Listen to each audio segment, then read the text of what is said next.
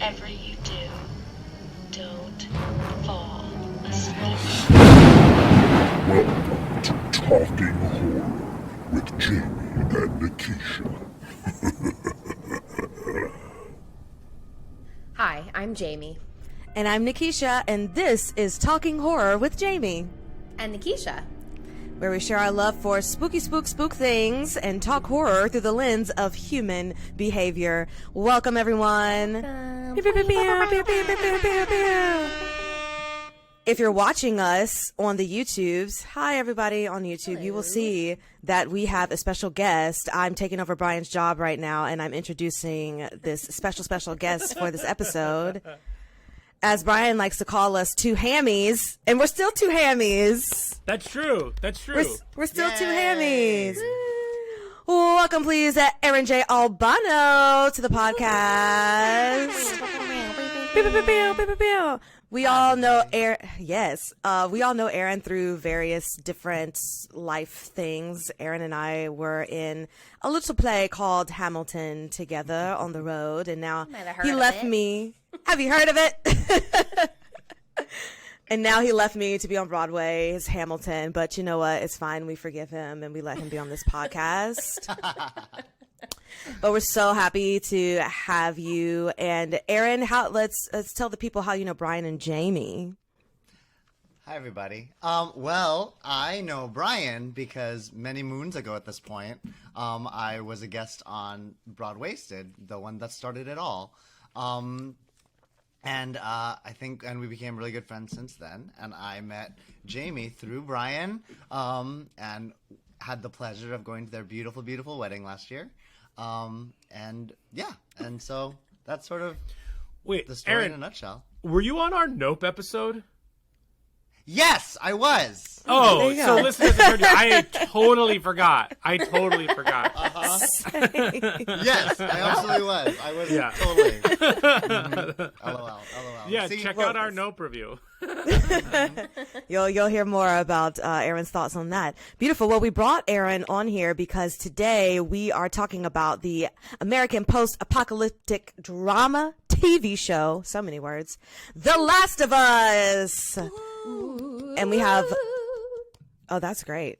We need a soundbite of just that, please.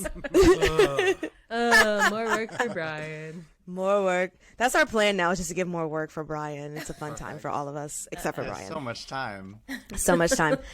So we're going to go through this entire TV series, and so we have a lot of ground to cover, but just some general gist things. The TV show was created by Craig Mazin and Neil Druckmann for HBO and is based off of the 2013 video game of the same name, developed by Naughty Dog, and it stars Pedro Pascal and Bella Ramsey. Now, obviously, spoiler alerts, we're going to be hitting every single episode in this wonderful TV show. And Jamie, can you give us all the trigger warnings for this? Sure. It's a zombie show, so there are zombies eating human people.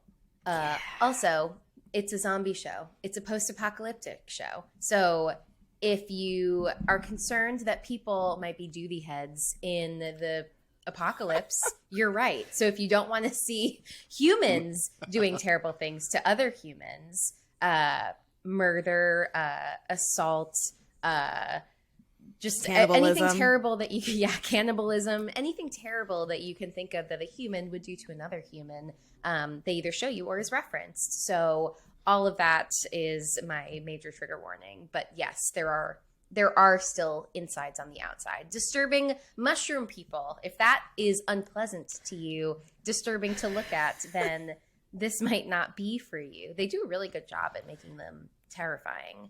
Absolutely. They definitely need all the nominations for the makeup department because wow. Those cordyceps are so fantastic. Amazing. Yeah. Grand. Well, before we get into all the things, producer Brian, give us a couple of words, please. Sure, absolutely. Hi, everybody. Producer Brian here. I am on the YouTube as well with everybody. Hello. We are here. It's very exciting. You can follow us wherever you get social media. That's at Talk Horror Pod. We are on TikTok. We are on Twitter. We are on Instagram. So check all of us out there. It's a very exciting time. We're almost at we're at 12K on TikTok. So that's super cool. Also, I just want to remind people that during this episode, we are only going to talk about season 1 of The Last of Us. We will talk and spoil some of the video game stuff that didn't make it or was changed in the first season. We will not be talking about the second game at all. This is a spoiler-free second game podcast episode. We will not be talking about this major plot point. No, I'm kidding. We're not talking about anything in season 2, so all you need to know is that you watched season 1, and you may or may not know the video game. Just letting you know there. So cool, awesome, Grand. And I have not even gone through the second game, so yes, we will not be spoiling anything for me until I play through, because I now need to know what is going to happen next before I watch this. Beautiful. So let's get into it. We're going to go through it episode by episode. Producer Brian, can you tell us how we're going to go through everything, and then we'll just get started? Yeah, so we are going to go through this episode in thirds. So we're going to talk about the first 3 episodes, and then we're going to talk about the second 3 episodes, and then you guessed it, we're going to talk about the last 3 episodes. So we'll do a quick recap before we go into each one. So essentially, this will kind of be like our likes and gripes segment. We'll just go through all 3 of the segments, and then we will get to an brains like we typically do, and then we'll do the Rotten Tomatoes and rate this whole season with the 4 S's. But we're gonna break it down by thirds, because there's just so much to cover here, and I think it would be a little bit more conducive to a nice conversation and an organized conversation that way. So I just want to set expectations for all of our listeners. Great. So with that, can we all go through? Well, first, Brian, do you want to give us the synopsis, and then we'll all go through and talk about our relationship with the game, and then we'll go into our likes and gripes of the 3 episodes. Cool. So the first 3 episodes are When You're Lost in the Darkness, Infected, and Long, Long Time. When You're Lost in the Darkness is the pilot episode. We get Joel, his brother Tommy, and then we also get, how his daughter Sarah died. And essentially we see the real-time understanding that the cordyceps are kind of taking over through the flower. We flash forward 20 years later, and then Joel is in Boston at a Fedra station, a federal quarantine zone. He is told to basically take this girl, Ellie, to a Firefly, kind of like a rebel hospital, and he agrees because he needs a car to find his brother who is missing.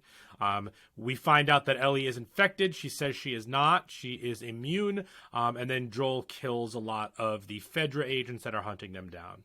In episode 2, it opens in Jakarta, Indonesia, where we see kind of basically ground zero, patient zero for this infection. And we realize how truly horrifying and terrible this is. Here we're following Joel and his partner Tess, with Ellie around at the end. Tess has to give her life in the state capitol, where they were supposed to hand over Ellie. It wasn't a hospital; it was a state. It was the state building. She gives her life to save Ellie and Joel. And then episode 3 is One for the All-Timers, the books. Long, long time. This is the Bill and Frank episode. I'll just leave it at that.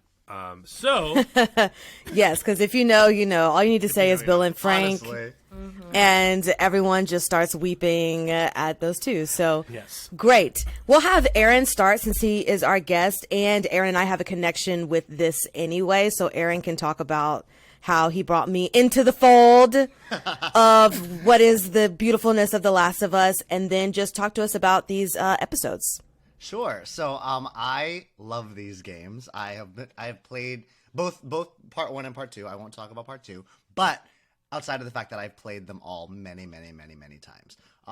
This was introduced to me I want to say maybe like 2014, 2015. So a little bit a little bit after they were released, I had my PS4 and someone told me to buy this. I was like, what is this? I don't like horror. I don't like any of this. And I played through it and I was hooked. I absolutely loved it and I played it again. I love trophies in PlayStation, so that's when I got very obsessed with this game and played it over and over and over and over again. Fast forward to me being on tour and Nikisha gets a PS4, to which I buy this game for her immediately. Yes. It is definitely like the Cadillac of games, but it's also like not a game to jump in when you haven't played anything ever. So she was The only a thing, little bit. I was on the big struggle bus, okay? Because let me just say, to defend myself, that the only reason I really got the PS4 was to play Mortal Kombat, because that is my speed, okay? It has the horror, but you only, when you go forward, you go forward. When you go back, you go back. So trying to play this game and one controller is where your eyes are facing and then the other is your body moving. It was just, it was a lot. Because I wanted to buy it for her because it's the best game ever made. But then I was like, oh, Yes. the learning curve's quite severe. So instead, let's just like come over every like Thursday and we'll just play through the game. And we played through the game.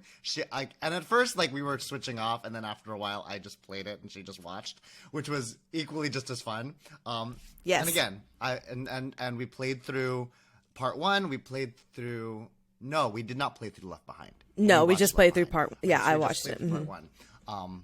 And that is the story of the way I got Nikisha into The Last of Us. Yes, fantastic. So now, Aaron, do you want to just talk about your kind of likes and gripes in the first couple of episodes? Absolutely. And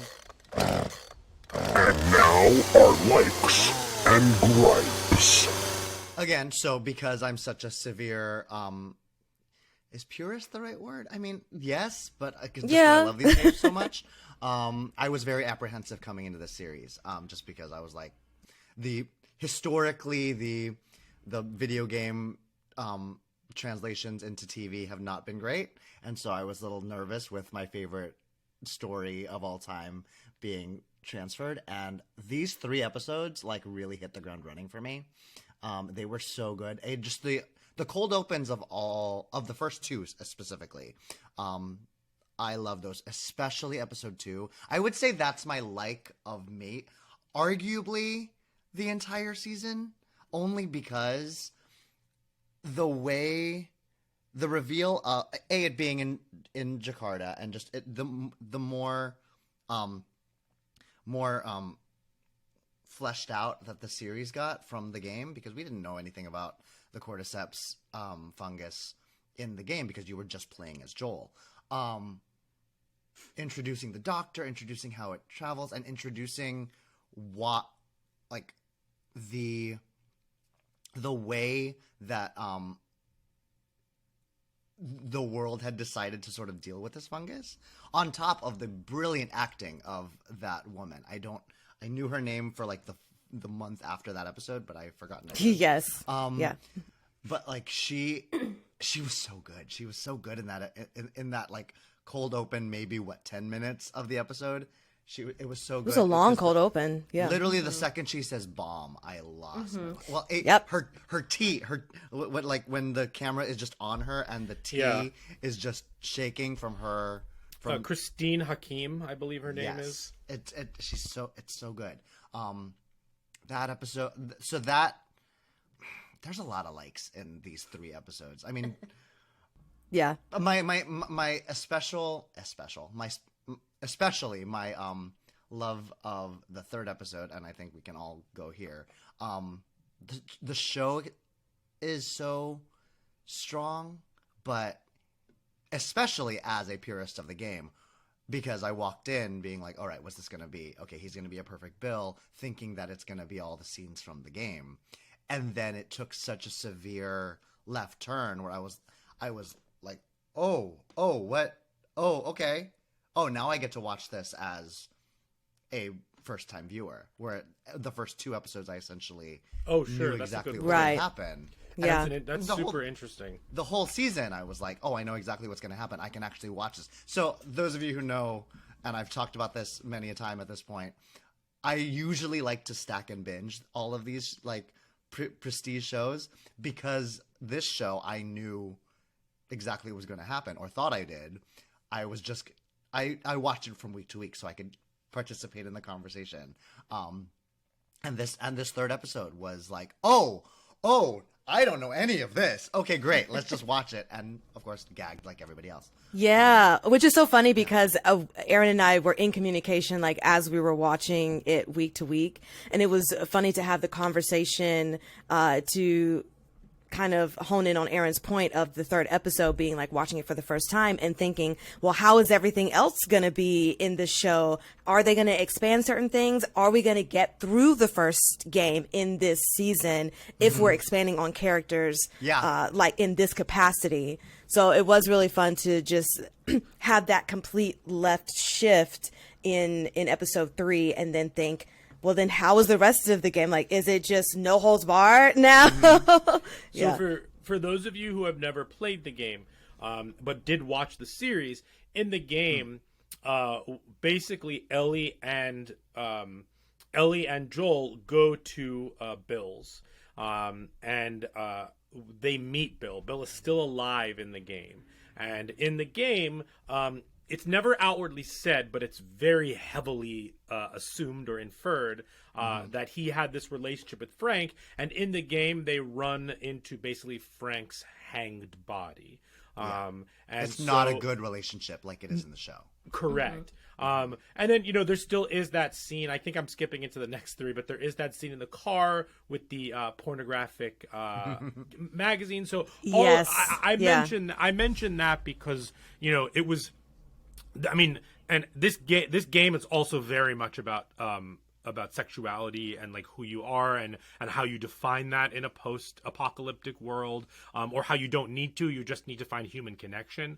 So I just wanted to point out how the TV show took something that was actually on the sidelines and pretty tragic and turned it into something quite beautiful, which reminded me of if anyone watched The Magicians, reminded me of one of the best Magicians episodes. That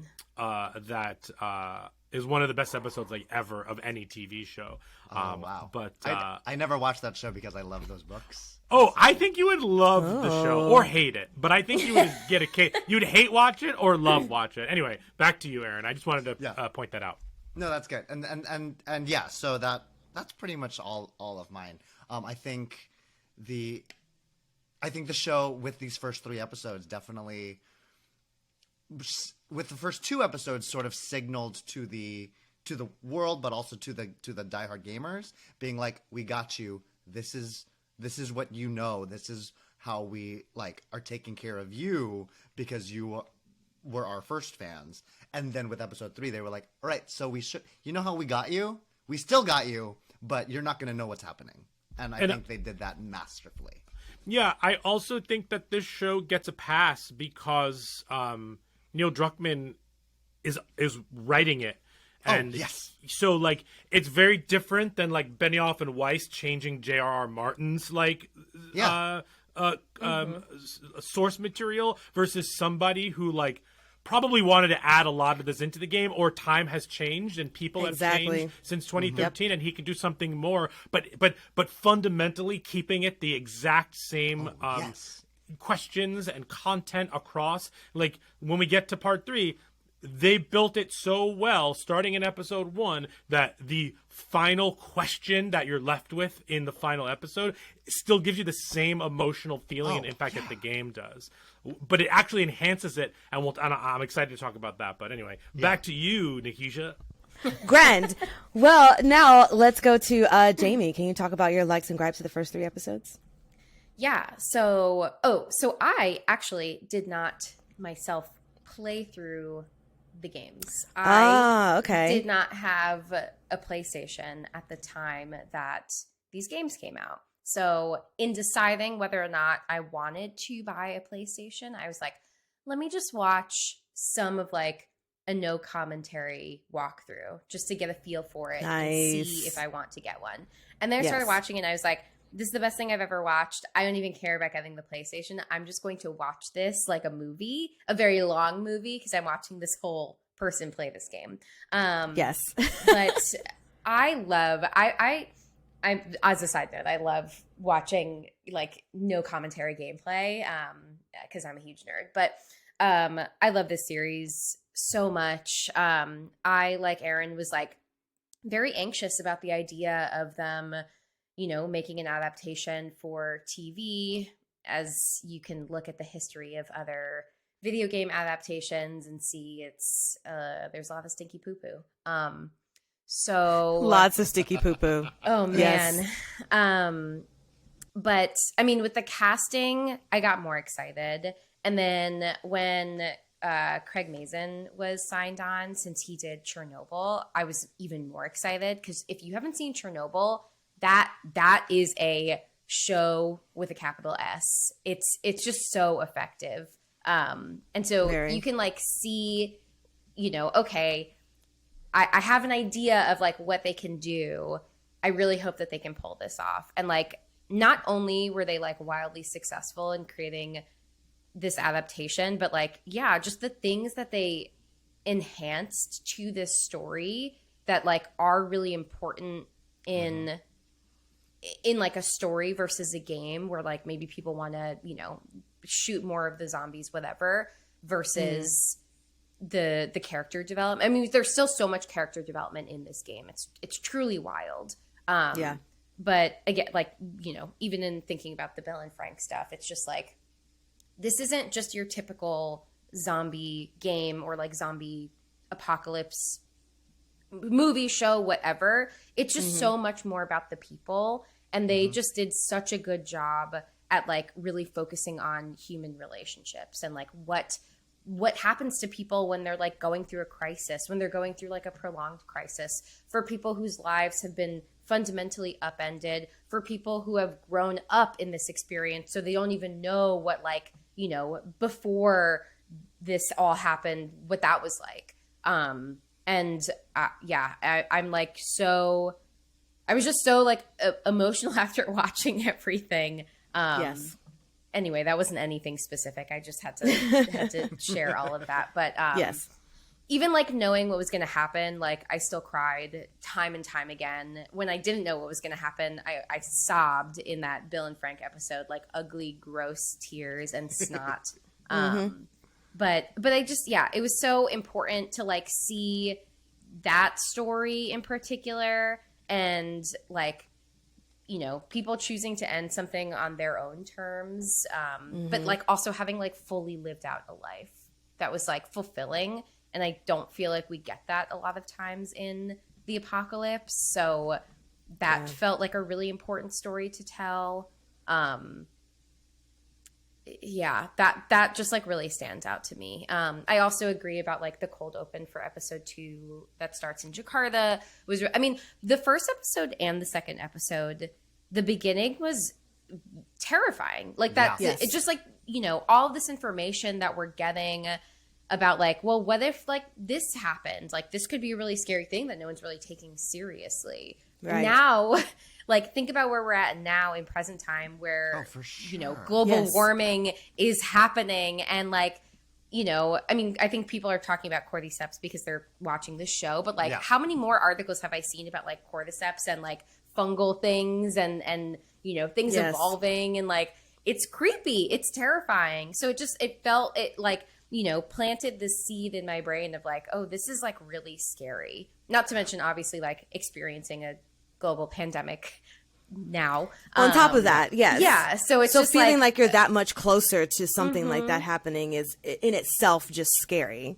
Yeah, it's terrifying. And I just think that like the framing of that, and also like how they changed like the differences between the cordyceps in the game versus in here. Like, we don't have in the game, anytime you're in like a heavily infected area, you have to put on a mask so that you don't breathe in spores. Yes. They like completely eliminated that for the show, because then you just have like, Mandalorian Part 2 where everyone's wearing masks everywhere. Yeah. Poor Pedro. Like, okay, someone's already did that. But I really liked the changes. I liked the idea of the cordyceps being interconnected, and so like they can come anytime.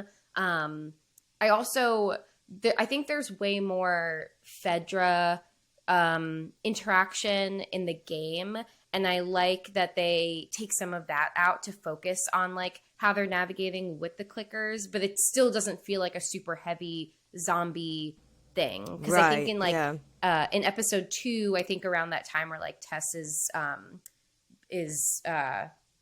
like bitten, is infected, she stops Fedra from coming after them, but they switch it to the to the infected. So I like all of those changes. I don't feel like we lost anything anytime they like shifted slightly from the source material to make it more accessible for a TV series. I feel like they were so thoughtful about all of these changes. And so those are all of my likes. I don't think I have a gripe. Beautiful. I'll add to that because it basically is the same for me.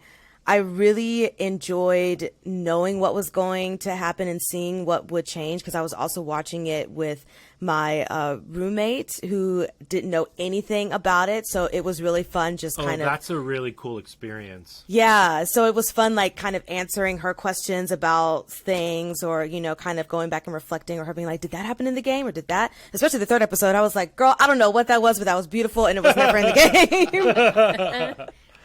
But we're all just like sitting on the couch crying, like, what did we just watch? But to Jamie's point, I really did enjoy some of the changes, and I think that nothing that happened that was different took away, but it was still sad to see characters dying, like Tess dying, in a really cool way, actually, because I do love the kind of the tentacles of the cordyceps and things. I just loved how all of the makeup was.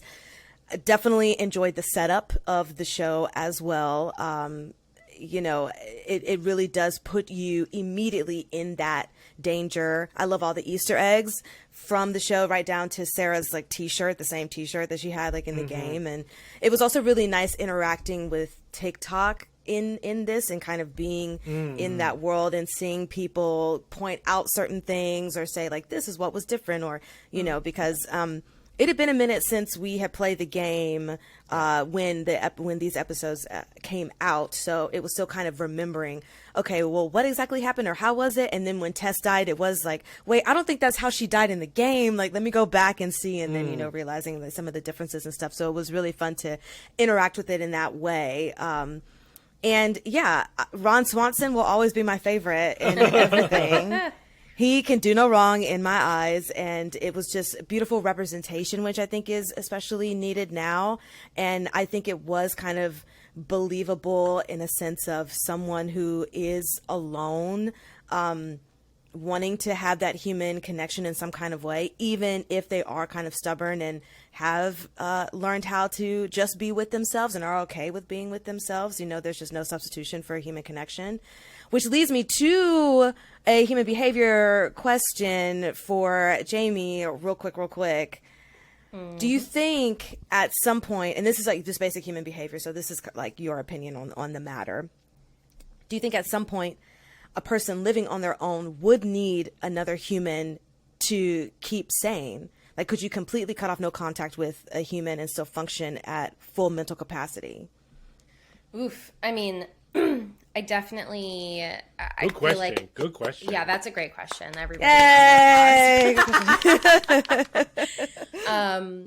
I mean, yeah, like I think that not having that social interaction for a significant period of time would be like hugely detrimental to somebody's mental health. I mean, like think about like isolation as punishment in the criminal justice system, and like what's you know what's the intention behind that, and like it just causes, you know, a significant negative impact on your mental health and wellness. So I feel Tom like Hanks started talking to a volleyball. Like, I've seen it. You know, I've seen it. That is exactly what I mean. 100%. You are correct.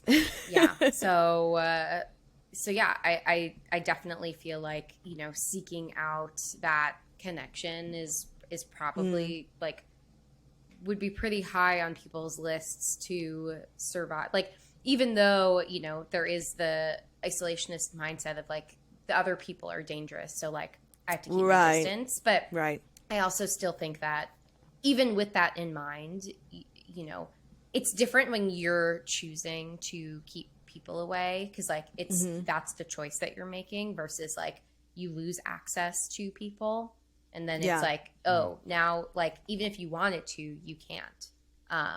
And what does that mean for someone? So Yeah, like having the choice. So it's one thing to say, I'm going to isolate by myself, but it's another thing that this is now the world because other people could be not safe and then you don't have the choice anymore. And that's definitely understandable. Also want to talk about, because I don't think we brought it up, just how perfect the casting was all around for all of this. Truly down to the point of I really loved seeing the people from the video game in here. So like it's the same Marlene, right? Myrtle Dandridge. Broadway's Yes. Myrtle Dandridge. Broadway's Yes. Myrtle Dandridge. Which was just gorgeous. And then when we talk about other episodes, we'll see other people from the game. But another thing that was really nice in the game in general and how it's made, I think it's so beautiful. It's because Aaron was just showing me how they create the scenes for the game and how it's like people actually just doing these movements and acting. And I think that is really what kind of brings you in, because you just think, I mean, halfway through the game, I was thinking, why am I so invested in these characters? But it's like I'm watching a movie and I'm seeing people actually doing these things. And it was just how they created not only the story, but the way that they decided to create this game with these incredible actors, really just adds only to how great the whole show is and the whole premise of this is. So yeah, those are all my lights and gripes. I don't have any gripes about these first 3 episodes. Episode 3, at that point, episode 3 was my favorite. It changes as we go on. Sure. But I will say that episode 3 in that moment was like, okay, I'm down. Brian? If I had like a mini gripe, like it would be the fact, and if you know the game, you know this, the fact that we didn't get any scenes with Nick Offerman and Bella Ramsey. That would have been very cool. Sure, that's fair. That was the one thing that I was like, oh, well, they didn't get to act with each other, but That's a good one. Yeah. mini. Yeah. I echo everything that you've all said. The one thing that I do want to add is the game is so good because the narrative is so good. And when Jamie and I watched it through, again, I have not also played it. I watched it through with Jamie. My first time, her second time, when the second game came out during the pandemic, the lockdown, we watched 1 and 2. And what I want to say is it's one of, I know I'm speaking for Jamie, but it's one of her favorite narratives. Like when we talk about this constantly, like just everything about it. And what I think that the TV show does, and I know this is going to sound like, well, it's a TV show, duh, Brian, but I thought that it is visually telling an incredible narrative. It's doing so much work visually that, like, if you cut dialogue from a lot of these episodes, you would still get the same emotional impact. So, for instance, we talked about them, the cold opens, because the first episode's cold open is that 1968 talk show that is setting up all of the it taking place in 1968, a very tumultuous time in U.S. history, where you get, Martin Luther King and Kennedy had already been assassinated, and Robert Kennedy, and it just culturally a crazy time. And then you get these, you're talking about the future of climate control, like Jamie had mentioned, and tying it into the cordyceps. And then you have the second one, Jakarta. I just think that is doing so much work and heavy lifting without feeling like boring exposition. But more importantly, to jump off of what Nikisha said, the casting is incredible because we feel like we know these characters as someone who has played and watched the game, but also the actors are so good at being those characters, but also making it their own, that I never felt like I wanted Ashley Johnson, or I never felt like I never was yearning for these other versions of these characters. But their emotional stakes and the emotional journeys of these characters is all done visually. In the first one, you have Joel clutching Sarah, and then you have that reflected later on in the season. You have, at the end of episode 1, you have Joel snapping and attacking the Fedra agent, and then you see that little smirk from from Ellie, showing that like she's not Sarah, because Sarah's the one who was horrified that her dad hit the old woman with the lead pipe. Right. Then in episode 2, you have our first real introduction into the cordyceps, the runners or whatever they're called, because the one that attacks Tess, in the game you hear them screaming like they're trapped inside, because they're not zombies. They're basically taking over your bodily functions, and you're in there. So that moment, that visual of the face and the kind of cordyceps coming out of the mouth into Tess, like you see the horrified nature, not of Tess, but of the actual person who's still in there, which is horrifying. And then so you have all of that. And then just in the Bill and Frank episode alone, there are so many things. Like, he serves the same dinner to him on their last night as they did their first night. But he puts the plate down wrong so that Frank can read, just like their first date, Frank can spin the plate. They're drinking the same bottle. And the difference is that Frank isn't playing him in the last episode, in the last moment. I believe that Frank is likes him, but is playing a part. You have to survive, and he's taking advantage of Bill, but they fall in love for each other, with each other, and the visual storytelling in that last episode is just as effective across the board. Plus, the visual storytelling tells you exactly where in the timeline this is happening, because you have those moments with the radio with Tess, and then them coming to dinner, and him and Joel not really getting along. So I think, if anything, these first 3 episodes do such a visually stunning job of storytelling. And I didn't even mention the museum scene in episode 2 with the incredible cordyceps makeup that we talked about previously. And then the score is amazing. If you took out all the dialogue, I still would totally understand what's happening. And I think that is the true, of these 3 episodes specifically, that is the true achievement. To piggyback on what you just said about the score, because visual storytelling, but also auditory storytelling, for lack of a better term. The score, they took the score from the game into Gustavo Santaolalla, I think is the composer's name. It's so good, because not only did they just say, hey, this was too strong, we need to just use it in the show, they did what scores do and just apply the emotional attachment to the score, to the moments that the score brings. My favorite aspect of that is the moment you were just talking about, Brian, where Frank is leading him into the bedroom where they're going to go die together. That's the same music as when the giraffes come at the end of episode. They're both. I just got these moments of giraffe nipples.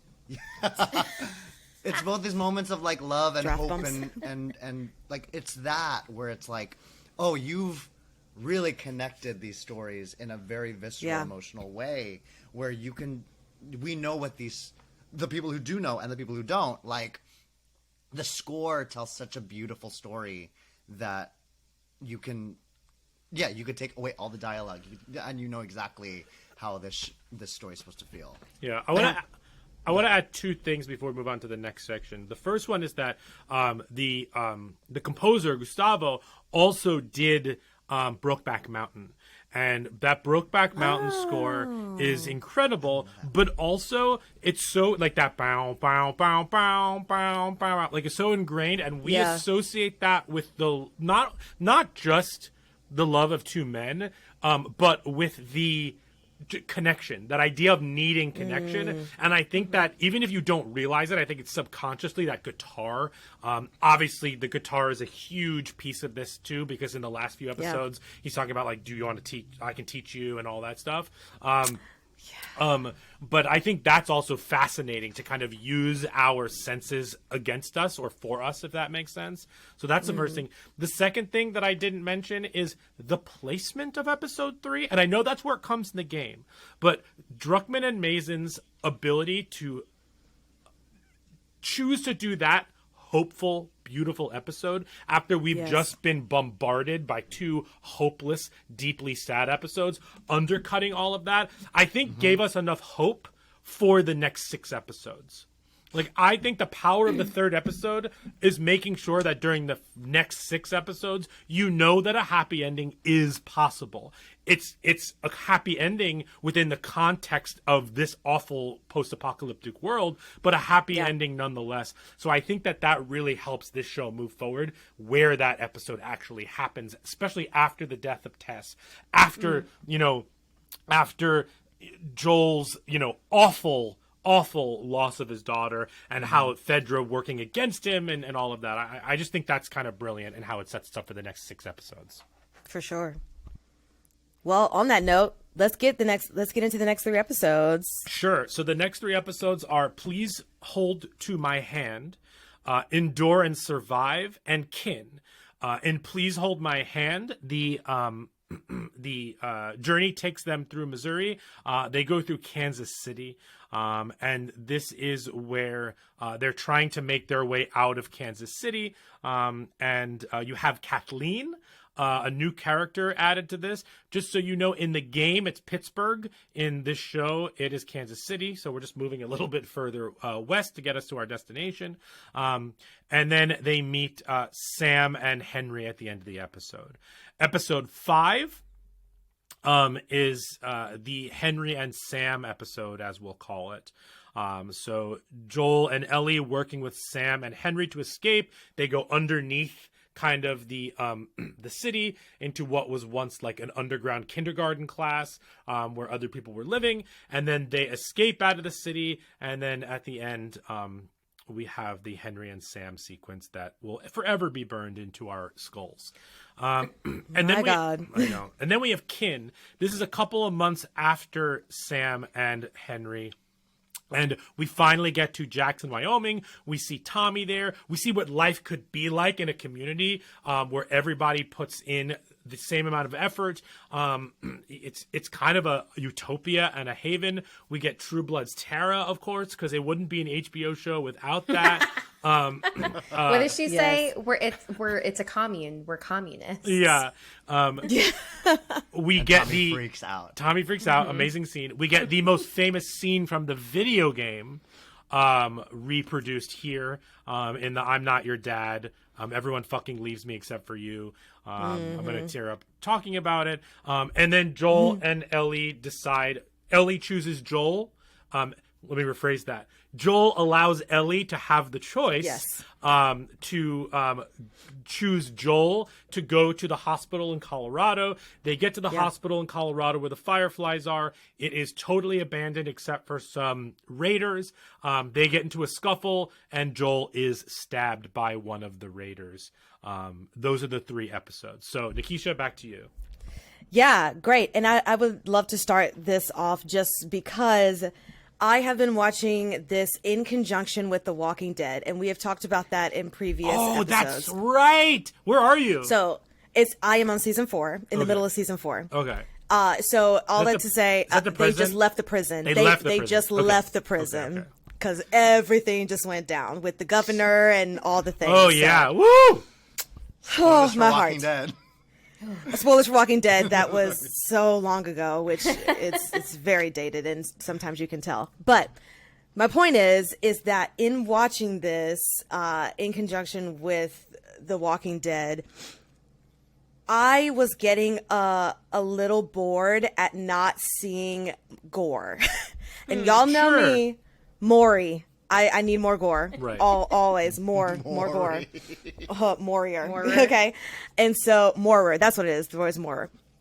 And so in episode, I do like Maury. That's also great. Oh, well, Maury. Maury is great. More gory. So in watching this, like my last note for episode 4 was like, I haven't seen much of the infected or like fights with the infected. And I know that they explain that in kind of the after credits when they talk about the show, and a lot of it is the gameplay of actually like fighting the things. And so how do you do that? Because it can't just be a whole TV show of you just like fighting the things, which I totally understand and I get. But at that point, I was just saying more infected because the makeup is so great and gorgeous, and I want to see more of that kind of development, especially because The Walking Dead is so heavy on all of the zombies Sure. and all of the gore and all of the killing in conjunction with character development and all the stuff. So I was just kind of missing that in the world of The Last of Us. So that is my only gripe for the series in general. And it was nice to get introduced to Kathleen. It was also one of those moments of, I don't remember her in the game. What is this? And then they say, oh yeah, she's new in the game, or in the series, in the world. And so that was interesting because it was also kind of nice to see like communities being built up, because like The Walking Dead, there's like a lot of different communities, but you know, there's things hidden behind the communities, and that is in itself conflict, which I enjoy seeing that. And it is scary just to see people against people. And so that is kind of like what kept me in it, even though I didn't see a lot of infected. It was the conflict of like these groups and people trying to navigate just living in the world, which is again scary in itself, and you know, enough gore for that. So when Sam and Henry come in, mind blown, because I love the representation of Sam being deaf. I think that we need so much more of that. And I think it was just beautiful to see that. And it hurt even more knowing what his fate was going to be. A perfect change from the game. A perfect change.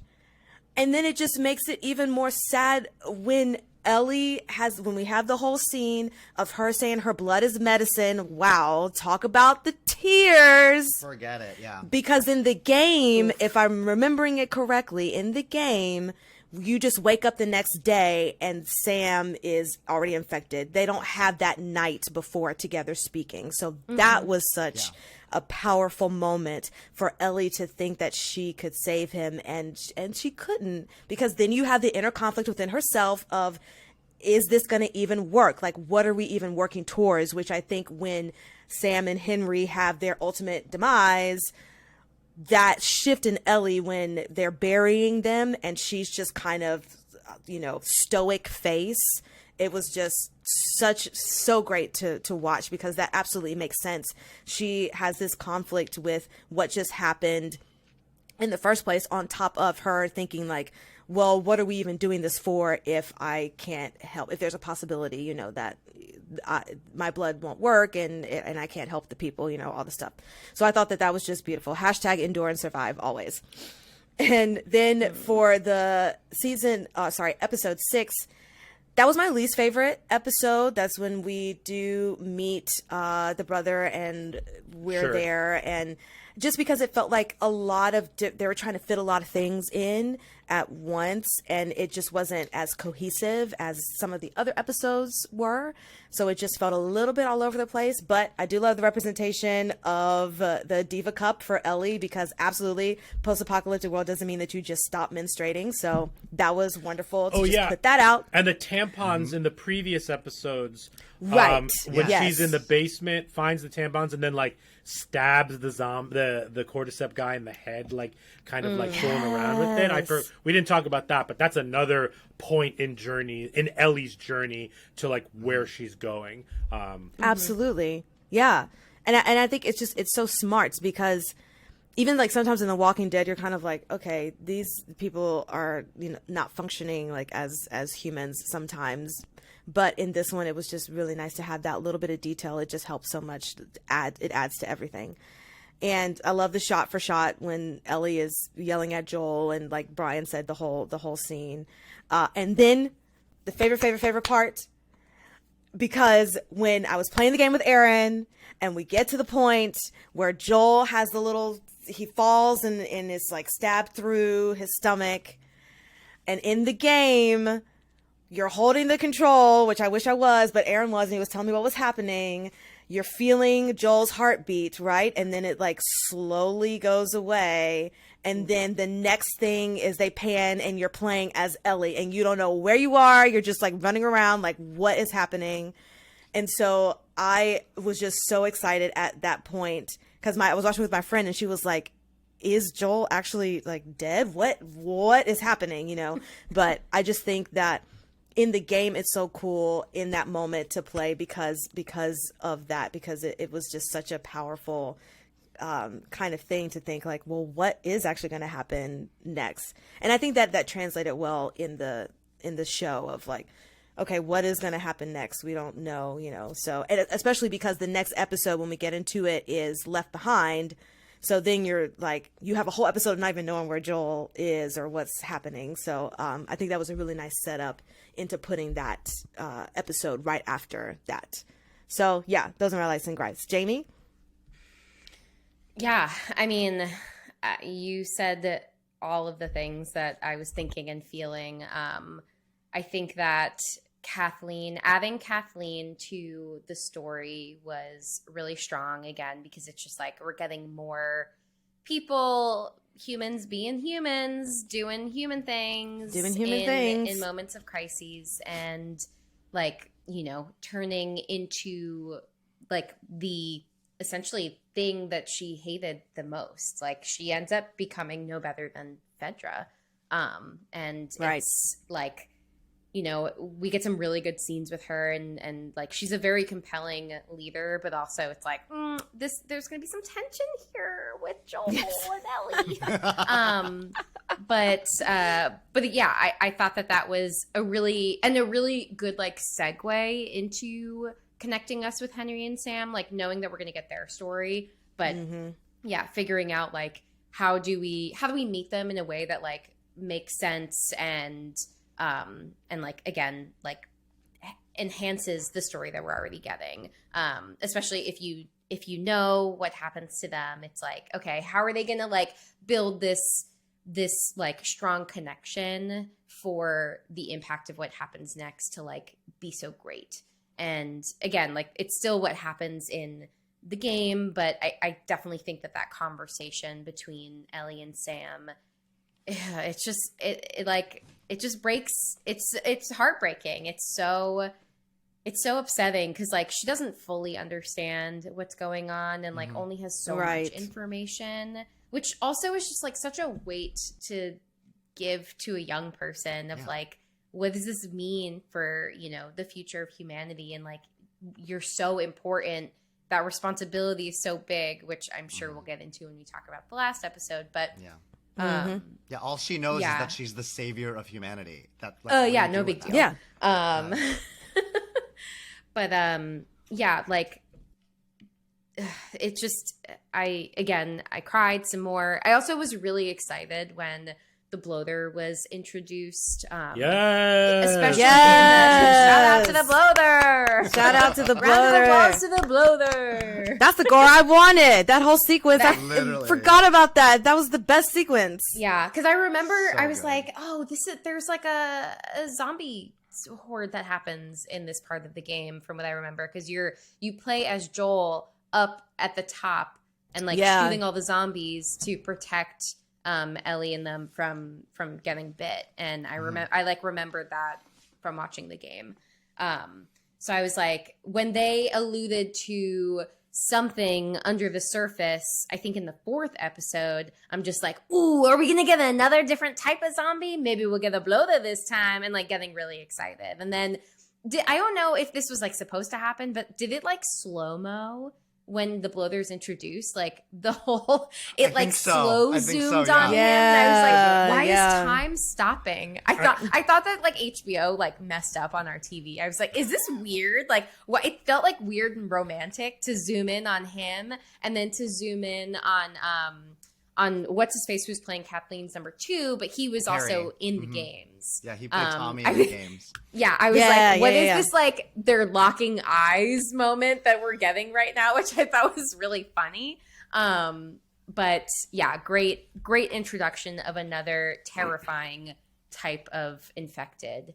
And that was just like a really good like, yeah, it went from like this deep emotional cut to like, all right, we're back in the action. Like let's get moving. We gotta get out. We gotta. I mean, if I was a makeup artist on The Last of Us, I would want that scene in slow motion because that's incredible prosthetics. Epic. Yeah. Yeah, and then, Kathleen gets hers, and it's very satisfying. So we do get like some of those really satisfying moments, as well as then the deeply heartbreaking. So Henry and Sam are gone. Everything is sad, but then we end up in Jackson and everything is great again.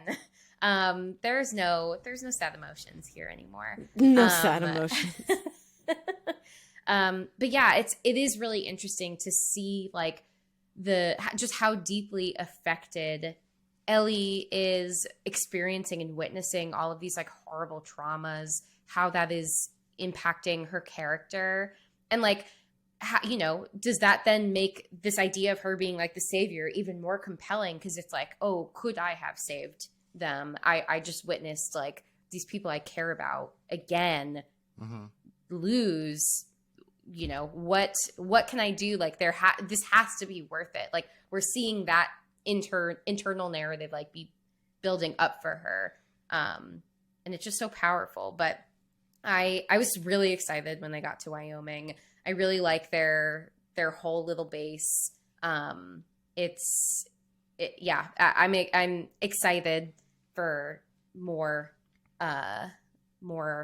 but yeah, I will say to your point, it was really nice to see a community that doesn't get destroyed. Yeah. Because that happens a lot in The Walking Dead. You find a community and then the community is gone. So in this one, it was nice to say, okay, here's a community that is thriving and we don't see any kind of destruction or violence within this.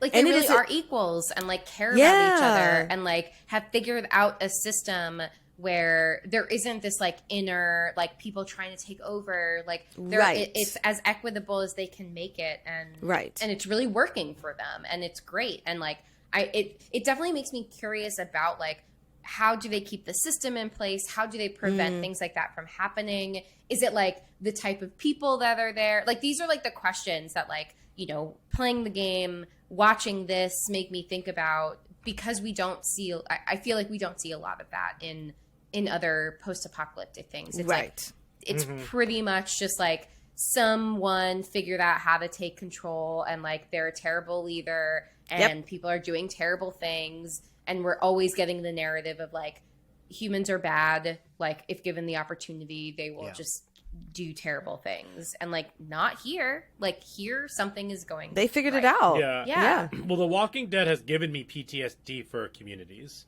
I even though I knew that Jackson was fine in this season, like I was like, oh, are they gonna just do The Walking Dead? We're like, you know, fuck me.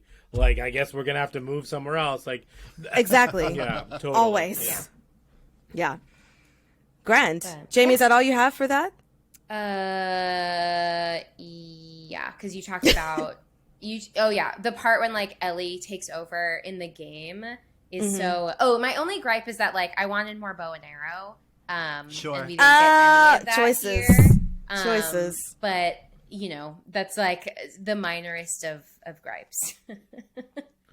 Sure. Absolutely. Brian, do you want to piggyback? Yeah, I'll just say a couple things. The bloater looked amazing. I loved the night before scene with Sam that we're all talking about for two reasons. One, it adds to Ellie's fear because part of her is like, maybe this works. And maybe I figured it out, and that is who I am. And then when it doesn't work, it adds to the compound fear and uncertainty that she has, and her need and dependency on Joel to create some sort of stability. But it also helps us to explain later why they just can't take her blood. Like that kind of adds to that. Two, I love the detail that Sam is looking away, because Sam, in the middle of the night, I'm sure, got up and sat away to save Ellie, because he's deaf. And he knew that if he was facing away, then it would give Ellie the extra like minute or two to like comprehend what was happening, because the cordyceps wouldn't be able to hear her. They're using his body, and he understands what his body offers. I thought that was just wonderful. Next, I really liked Melanie Linsky as Kathleen. I thought that it fed into the overall, a lot of the themes that not only this season has, but the whole series will in the end have if they follow game 2 in terms of thematics. I thought that she was as equally charismatic as Jamie said, as she was brutal. I think that I really like how they set up Fedra specifically in this city as a true monster. So it almost undercut how much of a monster they were as well in a positive way. I thought that the theme of children's bedrooms was interesting. She goes to her kid bedroom with her brother who she misses so much. And at the end, she ends up being killed by a child cordyceps. Who's wearing a Blue's Clues t-shirt. And then on the flip side of things, you have the conversation between Ellie and Joel in a child's room. And then in the first one, you have Sarah's room as well in the first 3 episodes, I should say. So that's been fascinating. I don't know why, but I love that The Goodbye Girl is the movie that they would watch at Jackson. I think that was great. You know, there's a lot of things to talk about why that movie was chosen, but in the end, I love that it was. When we're talking about Joel and Henry and Sam as a foil for Joel and Ellie, I think that this show does an excellent job of visual storytelling, showing how much that affected Joel in that moment. I would even say even more than Ellie, because one, he has to protect Ellie and like explain and try to like help this child to comprehend what would just happen. Two, Henry and Sam are clearly Joel seeing himself and Ellie in those two characters, which is even more effective here because of the reveal that's not in the game, that's in the show in the last episode, which is that he literally sees Henry lose Sam and Henry immediately kills himself. Yep. Like, no choice, that is my purpose. He knows exactly what was going through his head in that moment because that's the exact same thing that went through his head. That Joel's literally like, Absolutely. and like, for lack of a gruesome pun, like it went through their heads, but one of them missed. You know what I mean? Like, and also Joel is thinking to himself, like, did I miss on purpose? Was Henry so committed to his, like, was he more committed to Sam than I was to Sarah? Like, there's a lot of things that is probably going on in his head, but the thing that keeps him grounded is is the Ellie purpose. I loved the panic attacks. Oh, yeah. I thought that it just added so much character. Also, I loved Joel in that episode, that in the Jackson episode, because like this is the first time where Joel's emotional life is deviating from the games. In the games, he's more of a stolid kind of to himself character who has moments of that. Whereas here, they're giving Pedro Pascal some range, and it doesn't feel out of character ever when he's talking to his brother, ever. I also like that they gave. I love that they gave the Sarah reveal to Tommy's wife Fiance. or fiance, wife, yeah.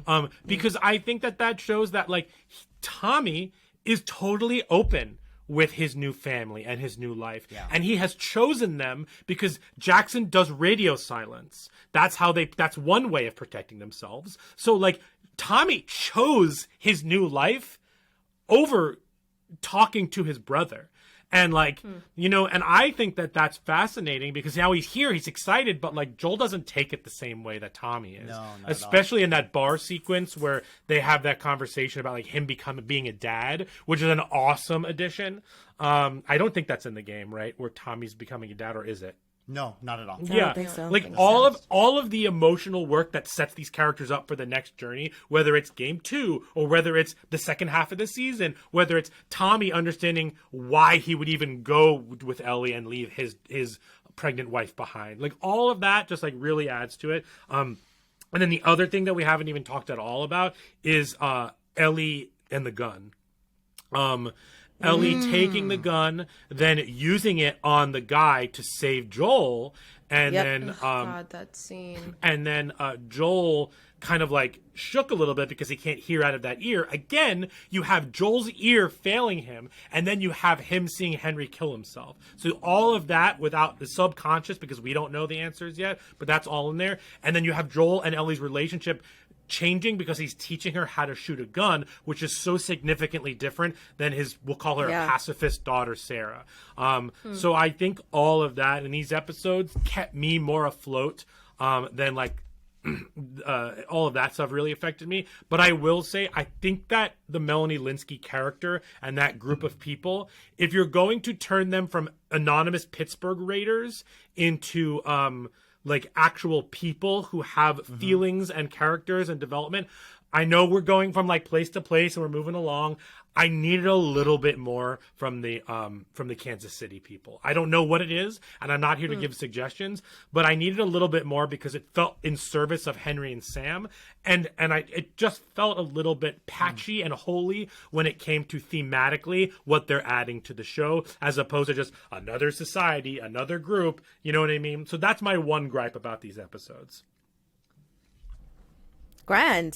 Well, Aaron, you want to finish this out with this? Interesting. Yeah. Well, because just to piggyback off of that, I have the opposite reaction to the Melanie Kansas City people, but I'll get to there in a second. Firstly, echoing all of pretty much everybody's likes, like Henry and Sam are fantastic. The horde is insane, which I loved deeply. I think, going off of what Nikisha said, during that maybe the first half of 5 was when I was like, I could use some more zombies because I know they're expensive, but I need some more zombies, guys. But just because I was like, okay, we are 5 episodes in and we had 1 episode, so right. I need a couple more. To which the horde satisfied that. Yes. Which I was like, okay, cool, we got him. Because during the whole tunnel sequence, they're everywhere in the game because that's the gameplay.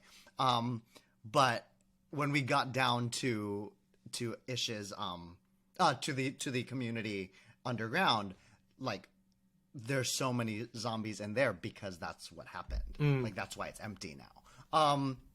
Any case, so that was, I could use more zombies, but the zombies that did show up were fantastic. Henry and Sam echoing everybody, that was fantastic. The one thing that I will say in terms of the 4 and 5 of it all, the gripes, and I can't tell if it's a gripe or not yet, and that's why it's an interesting perspective that Brian brings to the Kansas City people and Melanie specifically.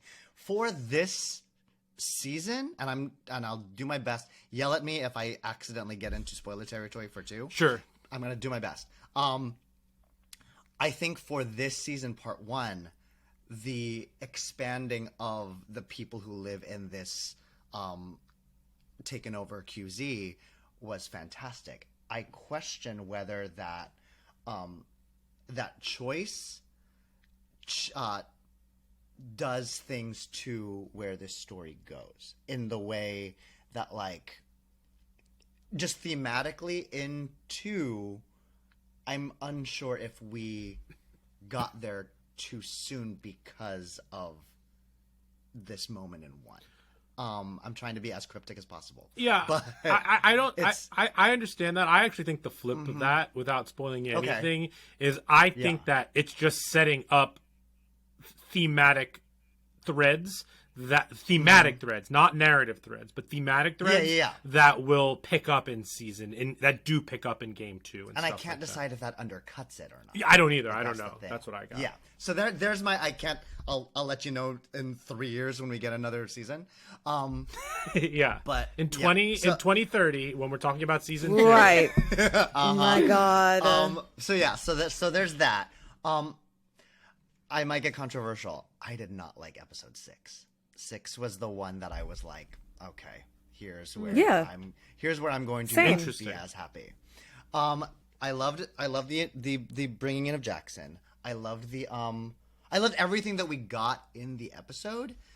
Where I get frustrated about this episode is I think this was the one and arguably only episode where I think the pressure of the game got to the show.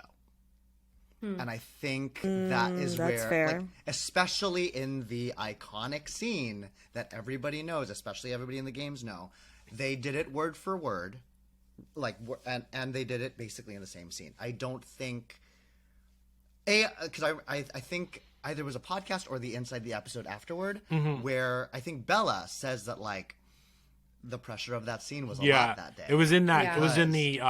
It was in the after Inside the episode, like Yeah. behind the scenes stuff. Yeah. Yeah. And I think they're all, I mean, party line, they're always going to say they blew it out of the water.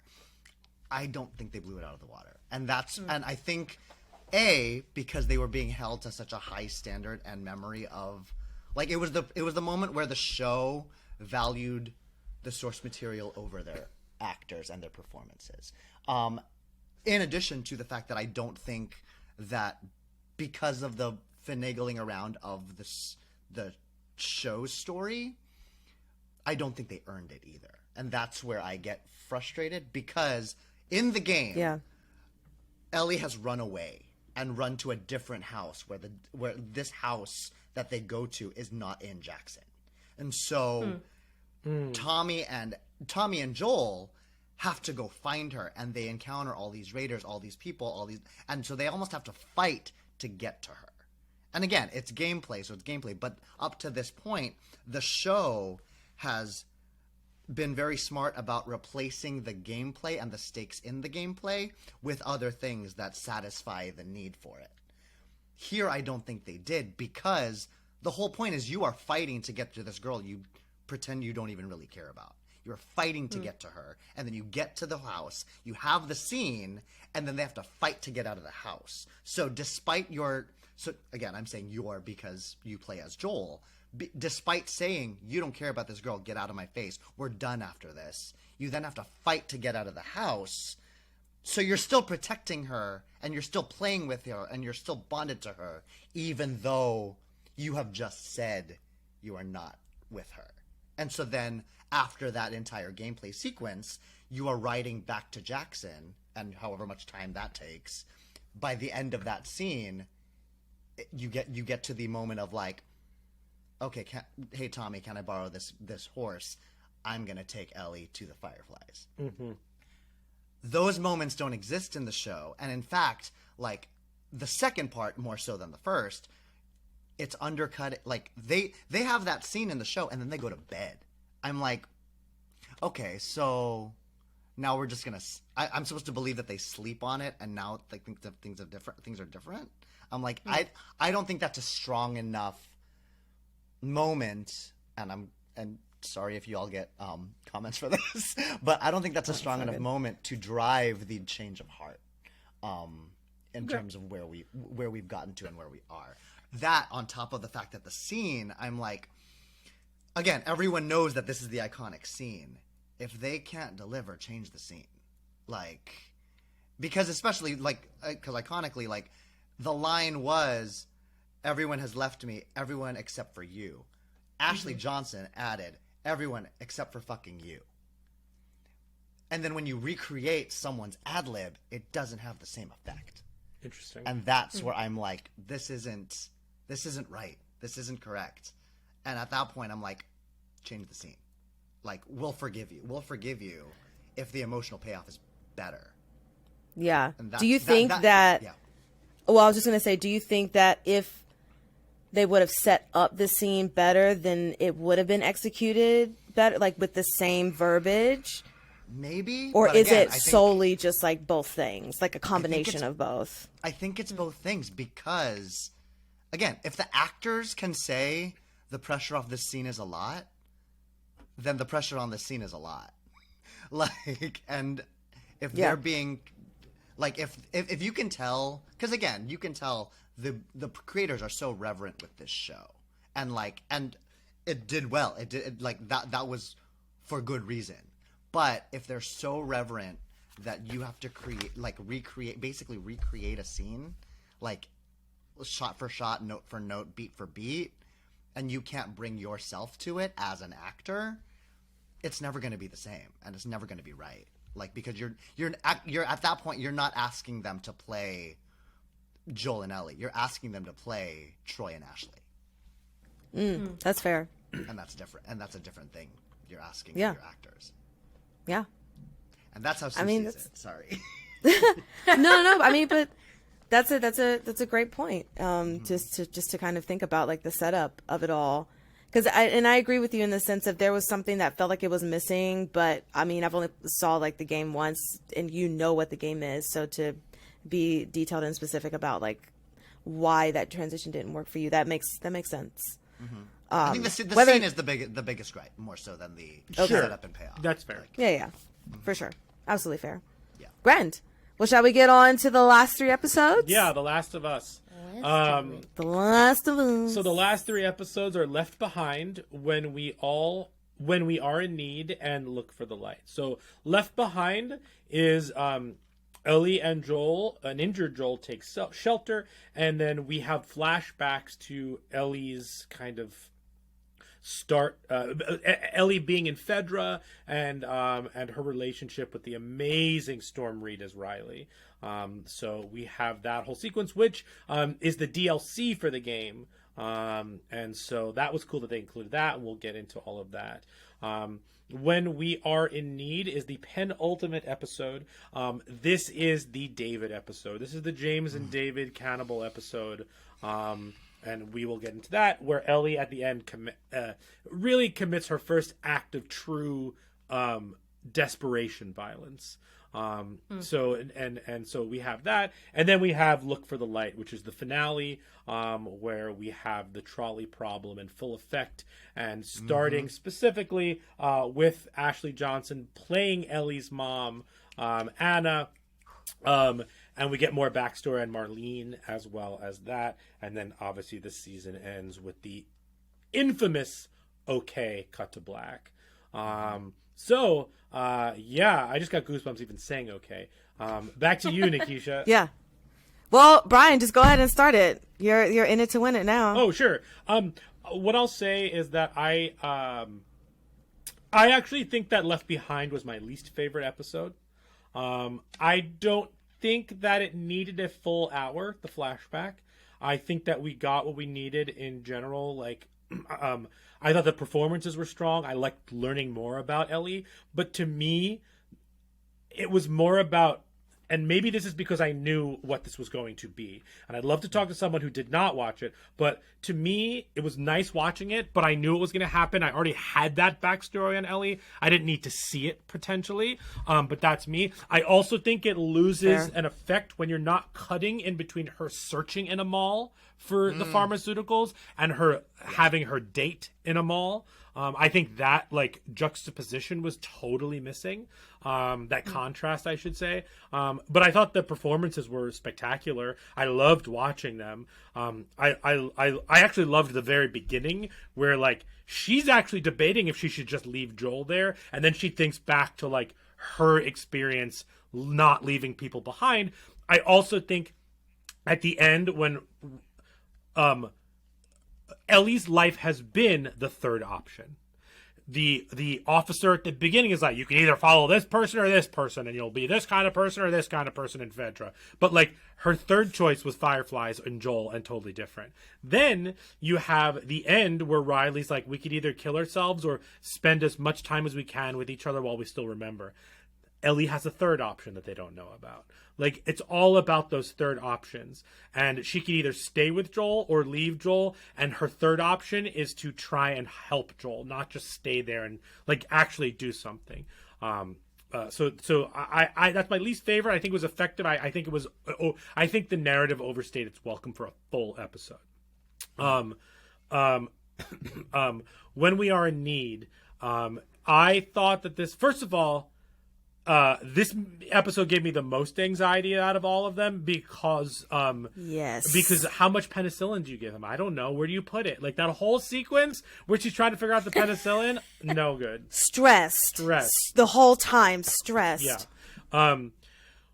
When We Are in Need is a great episode. I think all the changes they made to David, making him more of a pedophile and nefarious, him being a teacher and then a preacher, I think was just like told you everything you needed to know, that like certain pedophiles become certain have certain careers. People in careers don't become pedophiles, and I think that was a perfect way of kind of conveying that he was always a creeper. I think my gripe with this episode is I needed more time with him and Ellie in the woods. They had to, in the game, they worked together to kill clickers. In this one, it's just a conversation. I needed 5 more minutes of a connection between the two of them to set up more A of montage, a montage, perhaps more of a red herring of who this David guy was. Because or kill clickers, right, or kill somebody. Because in the end, the expanded conversation while she's imprisoned about like how she's violent just like him, and that kind of frightens her because like that's very real. Like she feels that inside of her. Us as an audience member have visually seen that throughout the entirety of the show, and I think that was great. I wanted a little bit more cat and mouse at the end in the fire.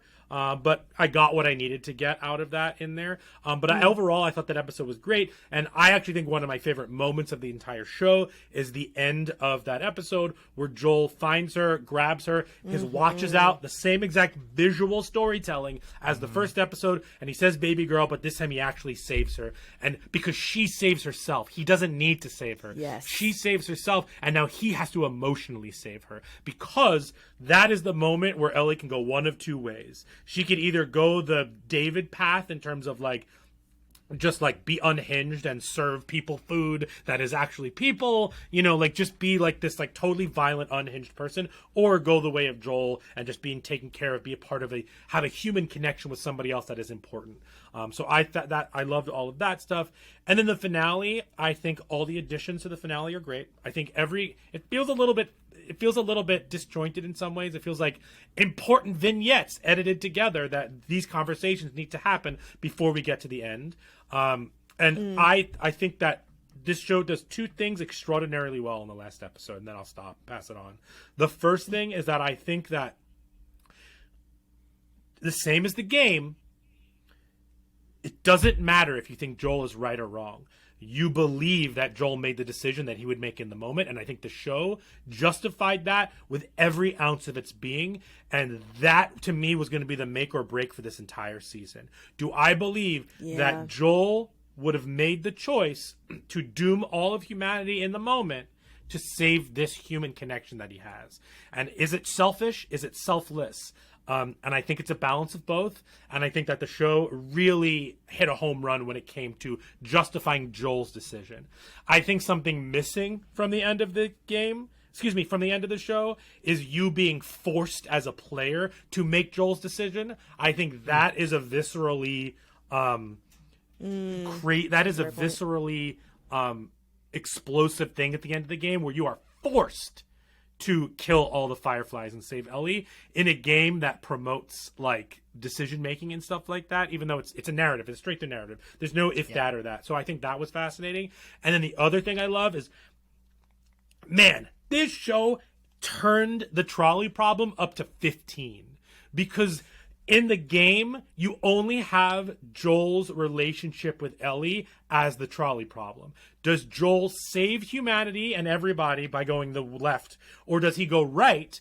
I just did my hands the wrong way. But anyway, does he go the other way and save his individual person? The reason it turned up to 15 is because now Marlene has a backstory of how she is totally intertwined in this. Yes. Ellie's mom was her best friend. She understands who Ellie is and what Ellie is. Ellie's life began with a lie and ended with a lie in some ways. Like, it started with no, I cut it before, and it ends with the I swear. And so, like, her life has changed two ways because of major lies that people who love her are doing to save her, whether it's good or bad for her. I think that was amazing. But having Marlene in that room with Joel, when each of them have the same invested nature in this girl, emotionally, have chosen two sides of the trolley problem, and how Joel wins out because Marlene underestimates him, because Marlene doesn't know how much he's changed since the first episode to this episode.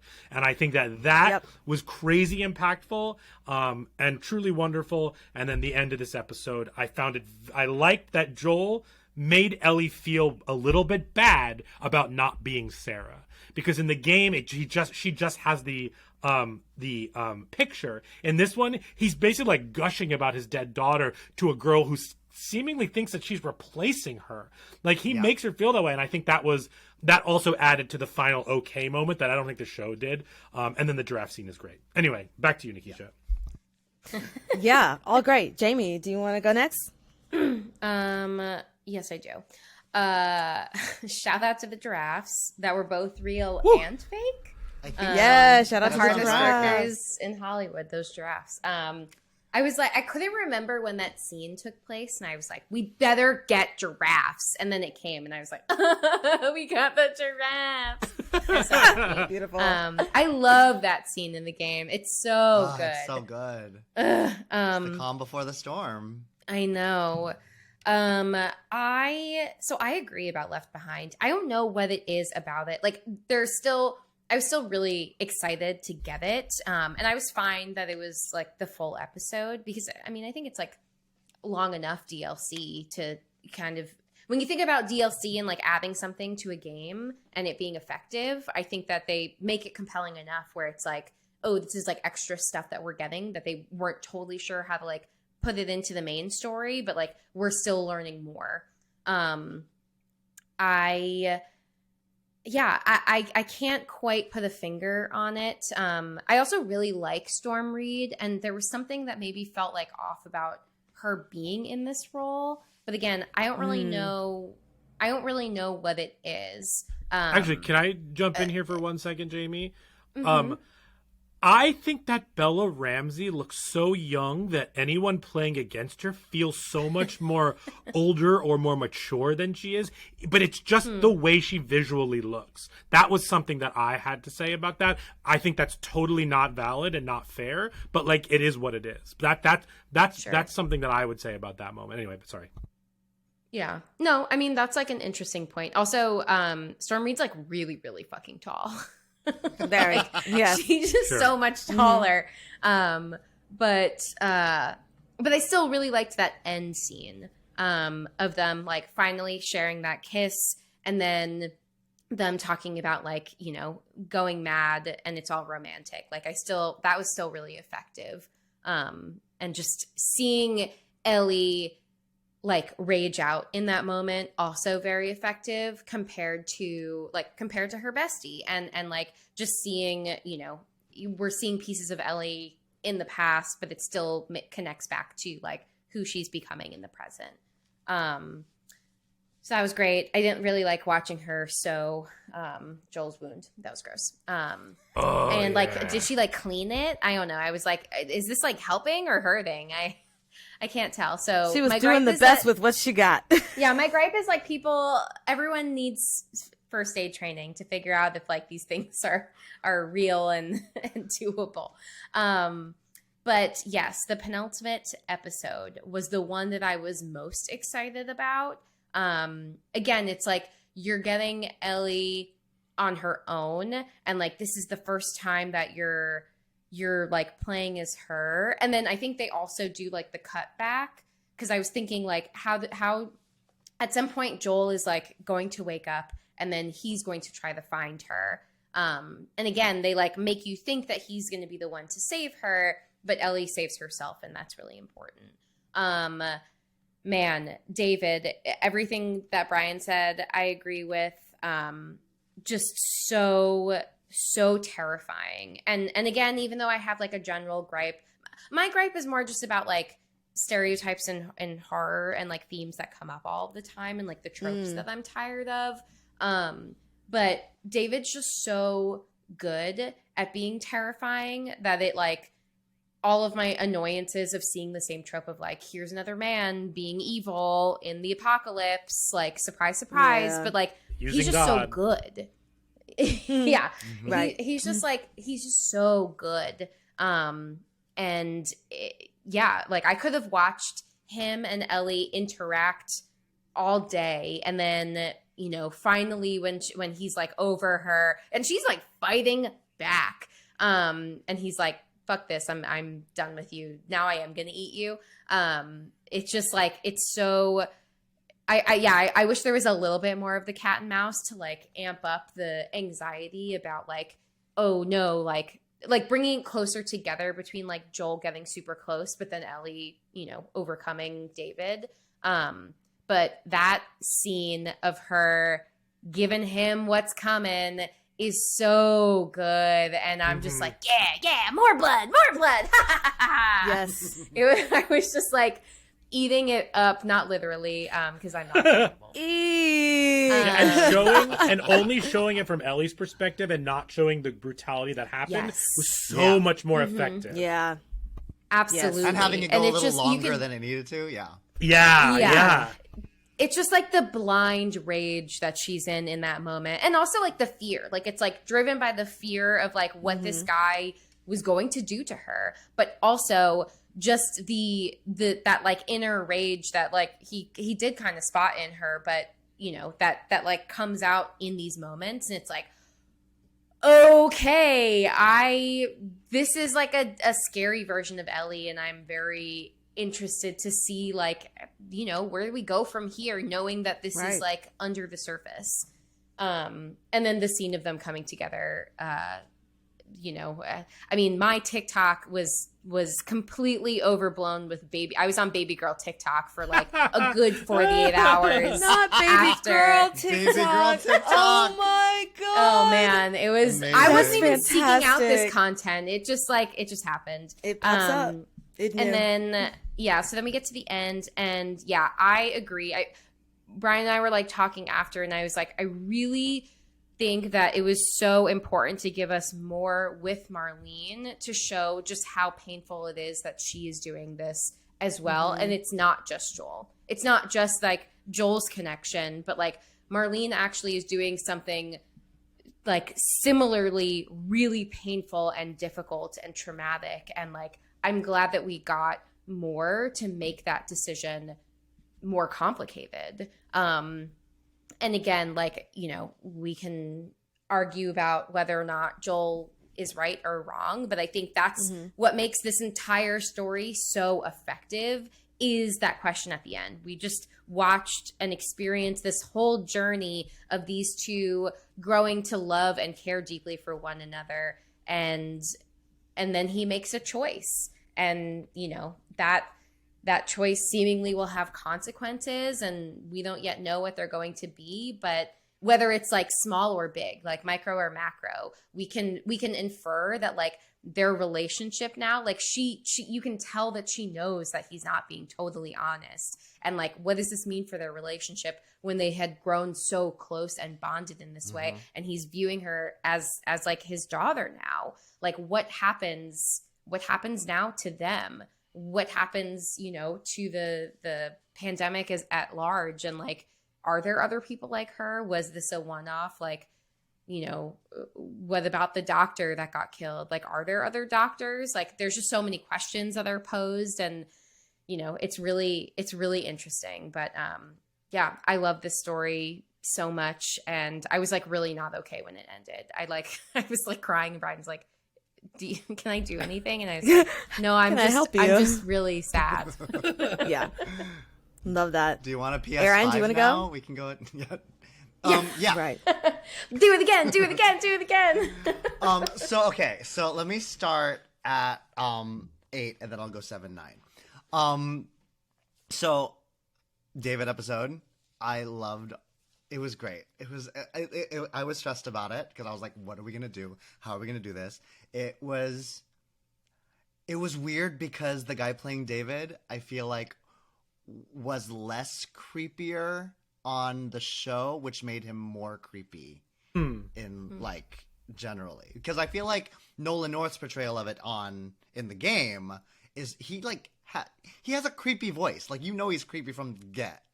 But like Scott Shepherd, I think is his name on the show, is like he's more even keeled, and of course we got to start with a Bible quote, God forbid, and then which already tells you exactly who he is. And it makes it even that trope kind of undercuts worse. Like the surprise in some ways. You know what I mean? Like, sure. A Bible reading like leader, like, no way this ends well. Exactly. And then shout out to Troy. Accurate. Shout out to Troy Baker. Yeah. Played James Gray. Right. OG Joel. I was waiting for somebody to mention it. Cleaver to the neck. Yep, Joel's here.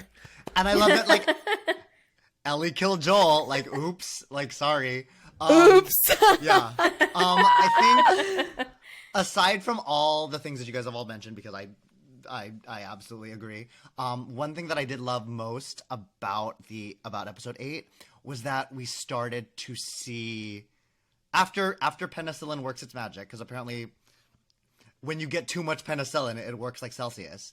It like you sort of started to see Joel's God mode, for lack of a better term. Oh yeah.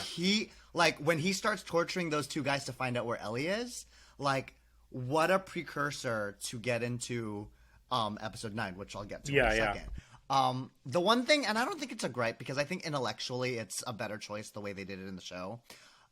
Because I was expecting it, and because this is the way it goes in the game, Ellie is going to town on David, and Joel picks her up from there and holds her and hugs her from she goes to town, no question. He has no face, he has nothing, but like he picks her up right in her trauma and like tells her that it's going to be okay, comforts her there, versus making her finish David, put the fire out, bust out of the door, and then Joel's there.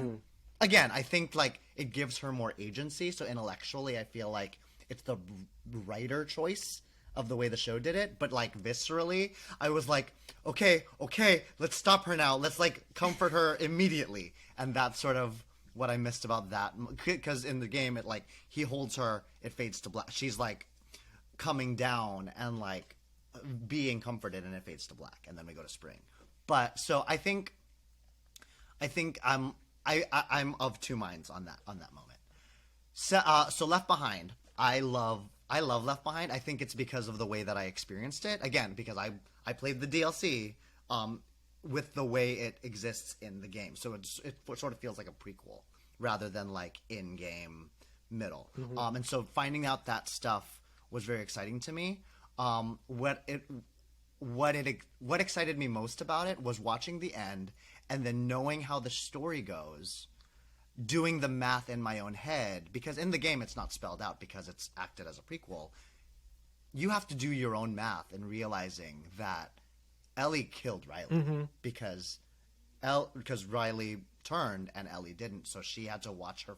After having this beautiful speech, you envision that Ellie wasn't changing, Riley was, and Ellie had to pick up Riley's gun and kill Riley, and then walk out of that mall like by herself. Like it's and so like that like has its own level of trauma to me. A, because I experienced the game, but B, like realizing that in my own brain, like holy crap, after the beautiful date that they have. Which some of those details are different than in the show, which is it's its own beauty. They could actually play Mortal Kombat instead of the generic. They could actually game. play Mortal Kombat. Yeah. But I think why it exists, and I didn't realize it until after I saw episode 9, was the parallels that you draw between Anna and Marlene and Ellie and Riley, because that's when I was just like, oh, that's why this is here, because like they're as good of friends as those were, and one had to kill the other, and that adds to Marlene's sort of churn, because you get not the same but similar, not to mention that Ashley is playing Anna. Like all of these sense memories just come back, and you're like, oh, this is deepening not only Marlene's character but that relationship far deeper, especially after having seen Left Behind in context of the show. I think the episode 9 is fantastic. Again, I won't repeat everything that you guys said because it's all great. Joel's God mode. Joel's God mode was my favorite. Was one of my favorite sequences. I mean, because again, like in the same way Brian said that like the game forces you to play. You can't play, so we got to watch him play, and it's full gameplay like from third person. But what I loved most about it was the orchestration, because it's the theme music. It's the theme music that we've been hearing the whole show, played on guitar, and it's like orchestrated. It gets like the Game of Thrones treatment, where it's just like symphonic and strings and everything, and it's so triumphant and tragic at the same time, because then you just see like all the bodies in his wake, and we know him, and so we know, because we're aligned with him, quote unquote, we know that his motivation is just, but we still see all the bodies that he has now left, even the ones that tried to surrender. We just see the bodies, and he is in full health, full, like, all ammoed up, like every like cheat code has been applied, and he is going. And then where this episode differs from episode 6 is that entire end sequence is shot for shot, beat for beat. Everyone is doing the thing. But I think that's when, and I think that, I forget which, again, either the inside the episode or the podcast, where they were talking about how they directed the scene. And I was like, you directed the scene. So they're still playing Joel and Ellie. You're not asking them to recreate anything. And it gets to be just as iconic. And it is, and it's fantastic. And it has the payoff that it needs. And that's the way we end the show, because that's right. And it's wonderful. Did I have any gripes? I don't know if I had any. More zombies. Again, I need more zombies. Like, all of the issues that we've all had gripes with, I'm like, that episode 9 is the episode where I'm like, this is great. I know we paid a lot of money, but like, for a zombie show, we need zombies. Like, I needed more than one bloater at the end of halfway through the episode, halfway through the season, because like, there was, to speak on what you were saying, Brian. I'm like, what would have bonded David and Ellie was fighting zombies. What would have like elevated the, how much we fought to get here, like, to the Fireflies, was a couple more zombies. So I think, while the show did fantastic in its portrayal of this game, I think towards the end, because there was so much to do, I think we sacrificed sort of the stakes that the zombies. I think we lost some of the stakes that the zombies brought, without replacing it with anything else, and that was right. No, that absolutely makes sense.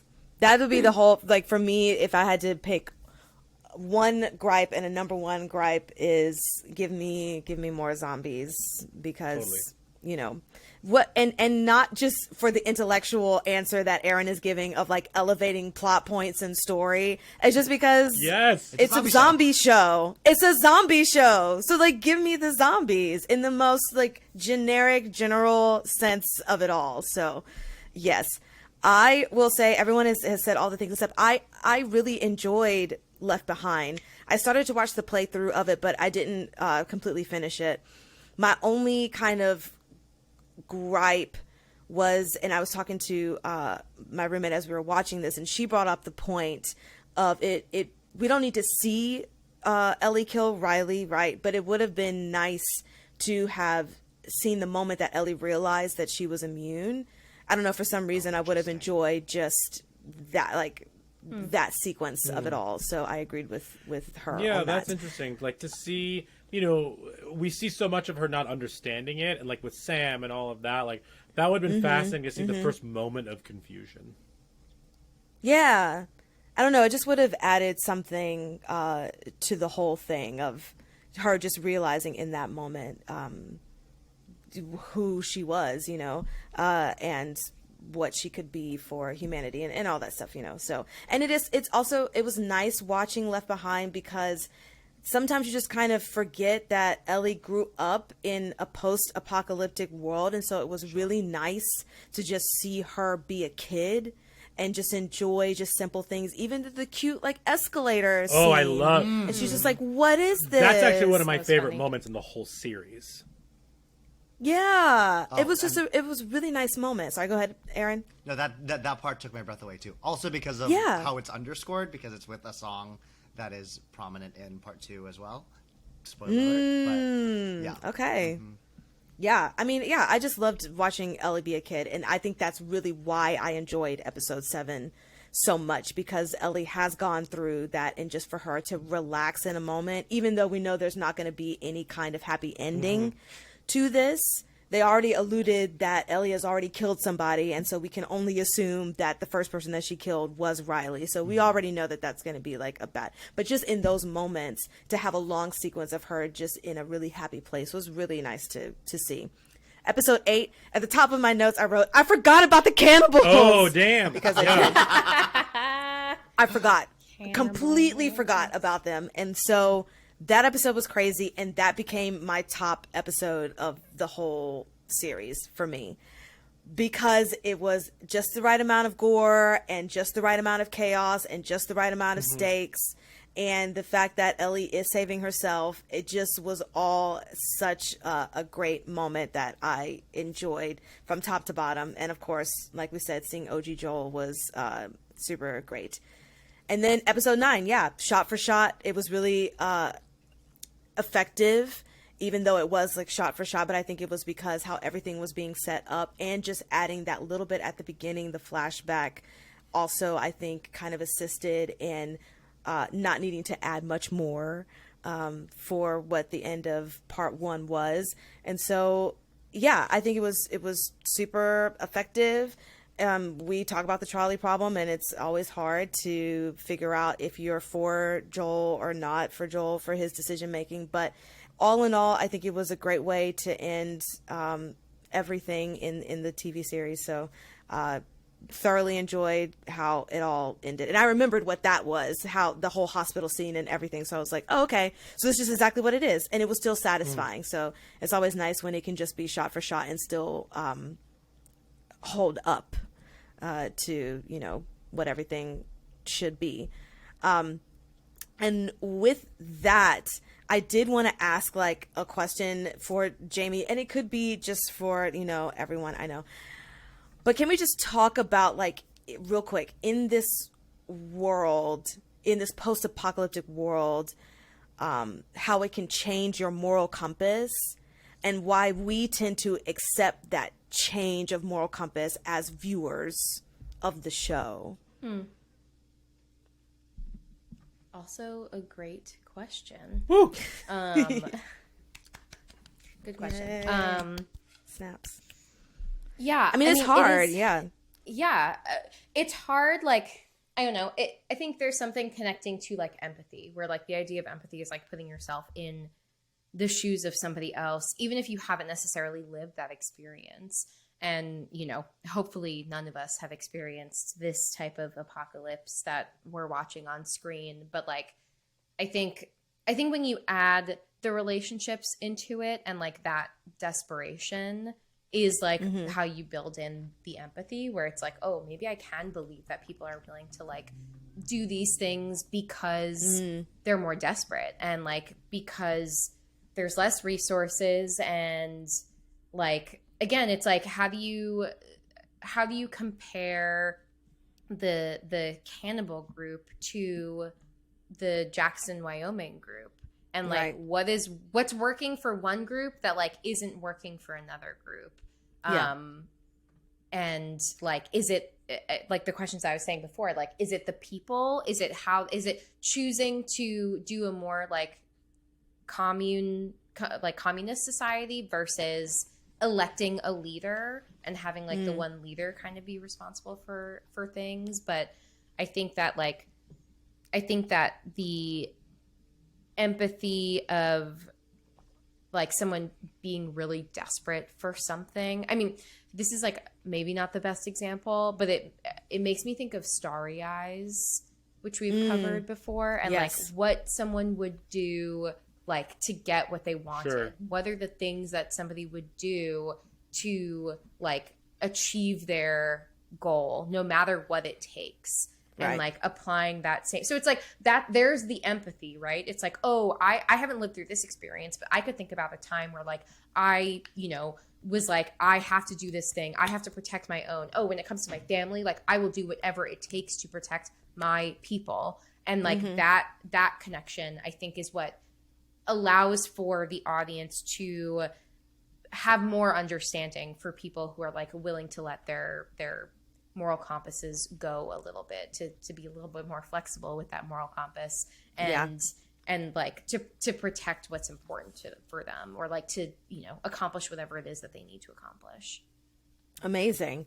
Well, we're already into it, and I just have one more question, so it wouldn't be Talking Horror without brains.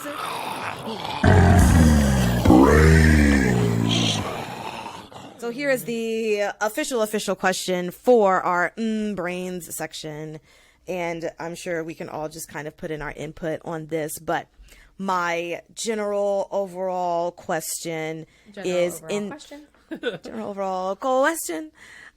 this post-apocalyptic world, you know, there is a lot of death that is inevitable, and you get used to that, and you know, but your mind still has to grieve the losses. Yeah. So can we talk about how this world has affected how Joel and Ellie have dealt with their grief when they lose people, and was it believable? Like Joel losing Tess and Ellie's reaction to losing Sam. Can we just talk about how they and how that has changed throughout the show as they lose different people, how their grief has changed? Yeah. I mean, I was talking a little bit about Ellie before, and just like her experiencing all of these losses and traumas, and like how is that impacting her character over time. And like Joel as an adult, he's like 50 when all of this is happening, like when we're seeing him in like the future present time. Yes. He's seen some shit, and I can believe that this guy has gone through so much transition. Like, again, he's had the transition time. He's seen what the world was before, and then like the point where things changed, and then everything moving forward. So not only has he experienced like the people losses, but he's also experienced like he's grieving a world that doesn't exist anymore. Like that on top of it, which is something that I've talked with like clients about of, you know, how has our real pandemic changed our lives, where like we've had to grieve, you know, access to things or people, or like just our routines that we lost access to. Like we, you know, there are certain things that like we haven't returned to, and like our lives have fundamentally changed, and we're grieving those losses. I believe that Joel is like this more hardened person that has a harder time letting people in because of these things that happened. Like his relationship with Tess, even though we only get them together for a brief period of time, it's like at this current stage where Joel is at now, it's going to be very hard for him to let anyone in and trust anyone. Right. So we have to assume that like when he connected with Tess, there was some moment where like he still had like a smidge ability to be vulnerable with someone else, because I really don't think that the Joel in, you know, where we start post all of the apocalypse stuff, like that Joel is not letting anybody in. And I believe that. I believe that like the impact of all of these traumas and grief have closed him off to the world and letting anyone in, which like only makes it even more compelling when he has thrust upon him this new responsibility of taking care of this young person, and like, you know, what has to happen in order for them to build this relationship.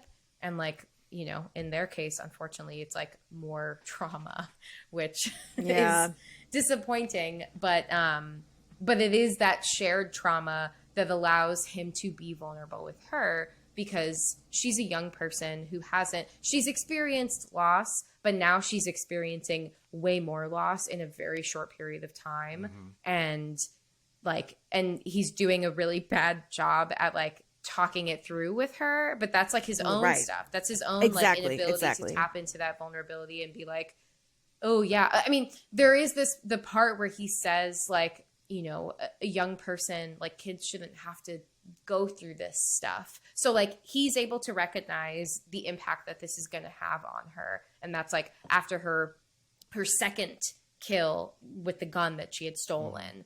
And that, I mean, for me, that was like hard to watch when that guy was like calling for his mom. I was so uncomfortable. It's just like that really messed Let's me use up his proper watching name in the that. show, Brian. Brian. Ah, Oh man, jeez. poor Brian. Brian. Yeah, it was all bad. Anyway, so that's my thesis. My thesis is I do think that it's believable, and like seeing it on different beats for people who like both experience things differently, but then also when they have those shared experiences, like that's what allows them to like, you know, build that vulnerability with one another because they're going through that together. And it like opens up Joel in a way where like I don't think that there would have been any other circumstance where he's like letting anybody new in at this point in his life. Yeah. No, that tracks, and that absolutely makes sense. Great. Fantastical. Oh, yes. Sorry, not Brian. Aaron. I have a question. It's sort of an brains, but doesn't really have anything to do with the show's content. More so, like in the way you experience the story. So I've been talking to a lot of people who like just watched the show or played the game and watching the show or whatever, and it's been interesting to hear the differences in the way we're taking this story that we like are learning or already know. And I just wanted to pose this to Jamie, but like in this room in this Riverside room that we have, like you two, like you two, Brian and Jamie, like you watched not like a stranger play through the game, and then you watched the show.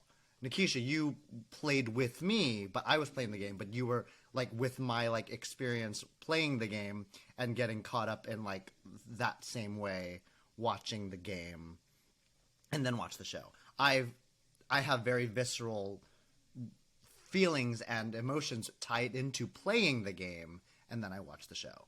It's an interest, and I wanted to just ask you, Jamie, in terms of like how does sort of like because it definitely seems that like people's experiences just watching versus playing has been very different, and I can only say because there's that like immersive quality to playing a game. Mm-hmm. How does the sort of trauma's too strong, but like that sort of fight or flight, like how does those reactions when playing a game versus watching a show differ bodily? Like yeah. Does your brain know the difference? Do your hormones know the difference when you're like because there's watching a piece of media and then immersing yourself in that piece of media where you're quote unquote making the choices. Mm-hmm. How does that change your experience, and how does your body react to those different experiences? Yeah, I think that's a great question because I think about that when I like watching horror content versus playing horror content. Like I also play video games. I also have a Twitch channel where I play video games on Twitch. Yeah. And sometimes people really like it when I am spooked and scared, which playing games happens to me way more easily than it does watching other horror content. When I watch scary movies and scary TV shows, I am not as scared because there's that element of control of like, I'm choosing to watch this thing, but like, I'm not in it. I'm just, I'm experiencing it, but like, you know, there's distance there. When, for some reason, at least for me, I'm just talking about myself. When I am playing a horror game, there's this added level of like being immersed in the story because you now are in control of the character who's going through it. And that is scarier to me. It feels way scarier because now you've like introduced that like, I am in it. I'm a part of this narrative. If I'm watching a scary movie, I'm not a part of it. I'm watching these like, you know, dumb teenagers make terrible decisions and then all end up slashed. Like I'm not a part of that experience. I'm like scrutinizing them for going through it.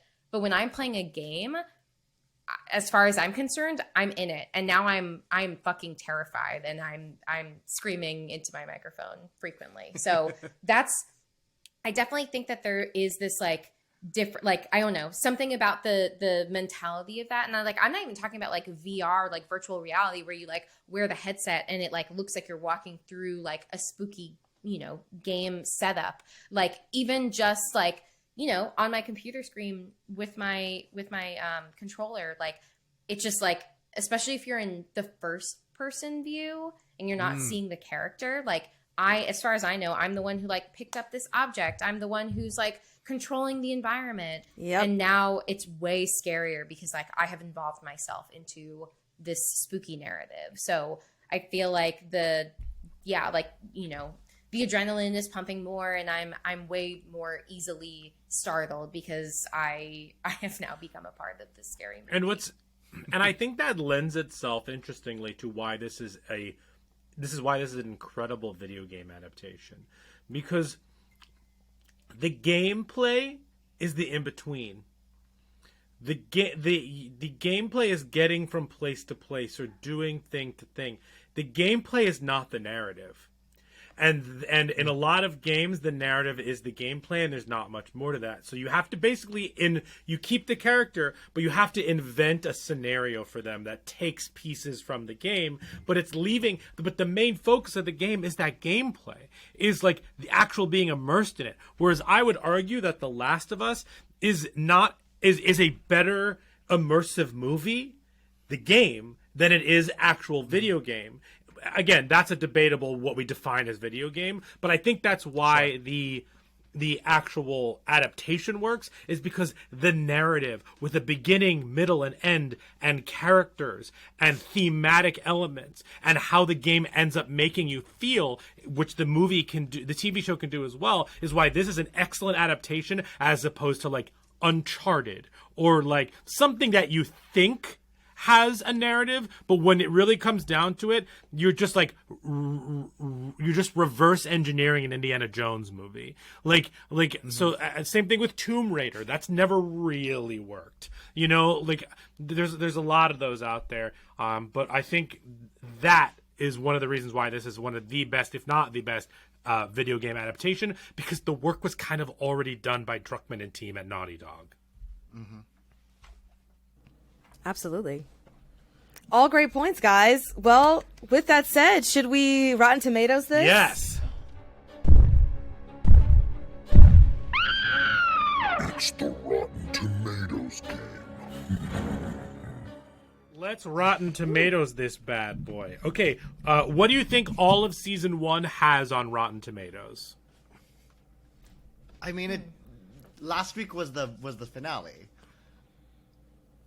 I'm gonna say 99. I was gonna say 93. I feel like it's really high. I'm gonna say 98. All right. It has a 96% on Rotten Tomatoes. All right. The audience score is an 89%. I would probably guess they wanted more zombies. That's the main complaint I've heard. It has to be. And in this podcast. Hashtag more zombies. Maury. Zombies. More. And Maury. More mushrooms, please. The critics' consensus is retaining the most addictive aspects of its beloved source material while digging deeper into the story. The Last of Us is binge-worthy TV that ranks among the all-time greatest video game adaptations. Yeah. Yeah. Yep. Yeah. Hands down. Also, it's probably easier to do a video game adaptation over the course of 9 episodes than 2.5 hours. Like, as a movie. Agreed. Yeah, for sure. For sure. Cool. So let's jump into our 4 S's. Skull, scare, shakes, and suggestions. The Talking Horns 4 S's. The 4 S's are skulls, scares, shakes, and suggestions. We're going to rank these 1 through 10, skulls, scares, and shakes. Skulls is how well it handles mental health and human behavior. Scares is how scary was it. And shakes is how this will... Can you shake it off? Will this last with you? And then suggestions is let's suggest something else to fill that Last of Us Sunday night void. Jamie, let's start with you. Sure. I actually forgot about doing this, so I'm going to do it on the fly, but I mean, it's probably Probably easier of hundreds most. across the board. Yeah.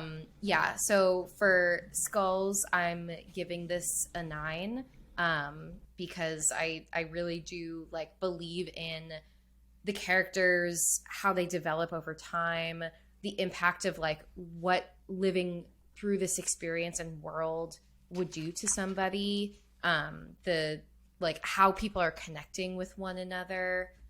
It feels very grounded. So I don't really know why I took 1 point off. I'm sure I have some good reason. For scares, I'm gonna give this a 6.5. And that's even having like, watched through the whole game. So like knowing what's gonna happen, but there's still so many moments of like anxiety. Things can still turn left and like you don't know when it's gonna happen. So much weight is on that penultimate episode with David and just like the sheer horror and terror that his character brings to the story. But I mean, yeah, like the clicker scene in episode 2 was like really scary. The design of the clickers, the sound, the like oh man, that sound, it's so uncomfortable. It's it just like, yeah, it makes me want to puke. So yeah, it's scary. For Shakes, I'm giving this a 10. Like I haven't stopped thinking about this story since I first watched the whole walkthrough. I watched it twice because I wanted to make Brian watch the first one before I watched the second one, and I was totally fine with going through it again. It's just so compelling, and I think everybody should either check out the game or at least watch this if you want to decide if you want to check out the game. But PS5s are apparently more accessible, so everyone should get one. I've decided. Nikisha? Yeah, I'm going to give the Skulls an 8 for human behavior. I think, it's good decision making all around. Scares, I'm sorry, I'm giving it a 4 because more zombies, okay? And Shakes, I'm going to give it a 9. I thoroughly enjoyed my time watching this, and I think to fill the void, as a suggestion, as I've already mentioned, you should watch seasons 1 through 4 of The Walking Dead because you will get all of the character development, all of the gore, and so many effing zombies. It's ridiculous. So I'm only on season 4, so that can only suggest up to season 4. But when I tell you 1 through 4 is impeccable, well, season 1's a little dated for sure. But after that, no notes. It's fantastic. Yeah, someone who has watched The Walking Dead, you could 1 through 4 is a good place, and then you can pick and choose after that. Right. Yeah. Because right now it's like impeccable. So it's like the Grey's Anatomy of Yeah, zombie exactly. movies. Great. Yeah. Jamie, did you have sure. a suggestion? Oh, yes. 28 Days Later. Yeah, that's a great one. That is a great one because also that's debatable if those are zombies as well in terms of like that's awesome. It's just rage, Rage. baby. Oh, don't get blood in your eye. All right. Spoiler. Great scene. Aaron. Skulls, 10, yes, for all of the things we mentioned. Scares, yes, also maybe 4, 5, 6 area because I need some zombies. Because that's what the show's about, technically. I'll go a little bit higher. I'll go like 5 to 7 because where they lacked in zombies, they made up for in David. like human, human Ew, extremes. David. So I was like, okay, they're scary. Ew.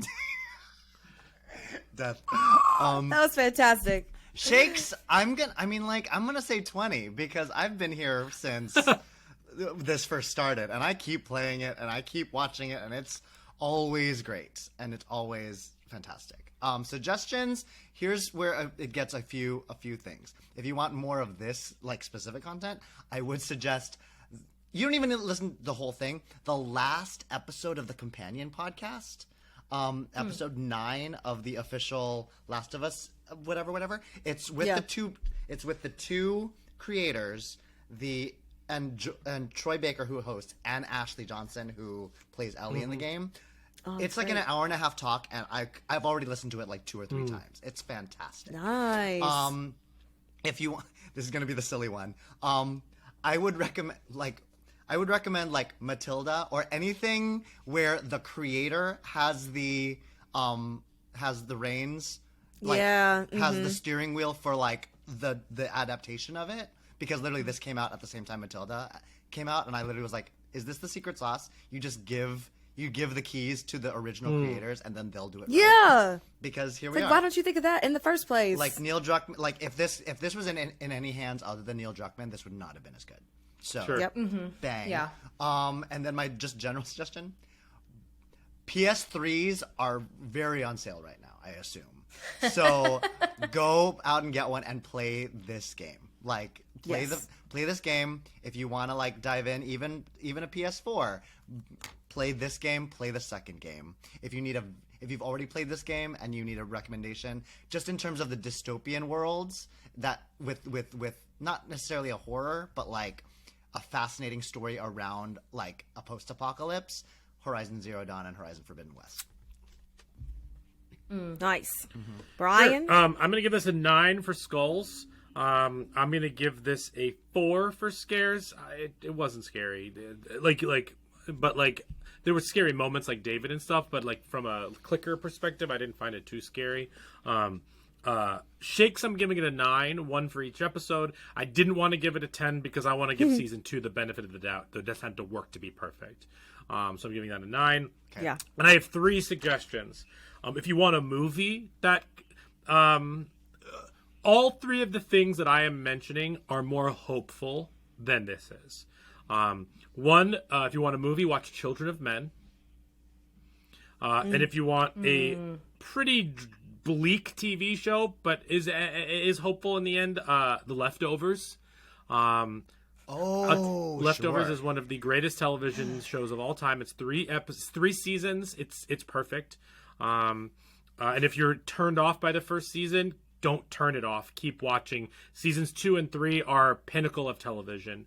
I co-sign on that because I fell off and then I re-went. It's great. I've tried. I still can't get through season 1. That's an example of the creator of the book that it's based on not being involved and it actually improving the material, at least in seasons 2 and 3 when they're inventing their own way forward. And then my number 1 suggestion, if you want to fill this void, is watch Station 11. The adaptation of Station 11, all those episodes are on HBO Max. It is a post-apocalyptic, trigger warnings, because it takes place during a pandemic similar to the one that we experienced, but it goes a little bit further than we experienced, and it's truly heartbreaking, sob fest, thematically incredible. It's one of the best things I've ever watched as well. I would highly suggest that too. So Station 11, Children of Men, and The Leftovers if you want to fill that Last of Us gap in your heart. Fantastic. Well, that about wraps up our episode of The Last of Us. You can follow us on all of the social medias and the Instagram and the Twitter and the TikTok at Talk Horror Pod.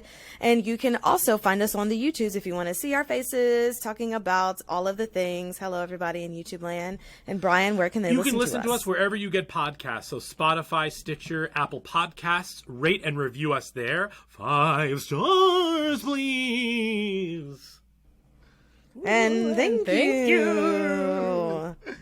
Beautiful. Well, I think the only way that we can end this is not only clicker sounds, but also hashtag endure and survive. R.I.P. Sam. But thanks for listening, everybody. Bye.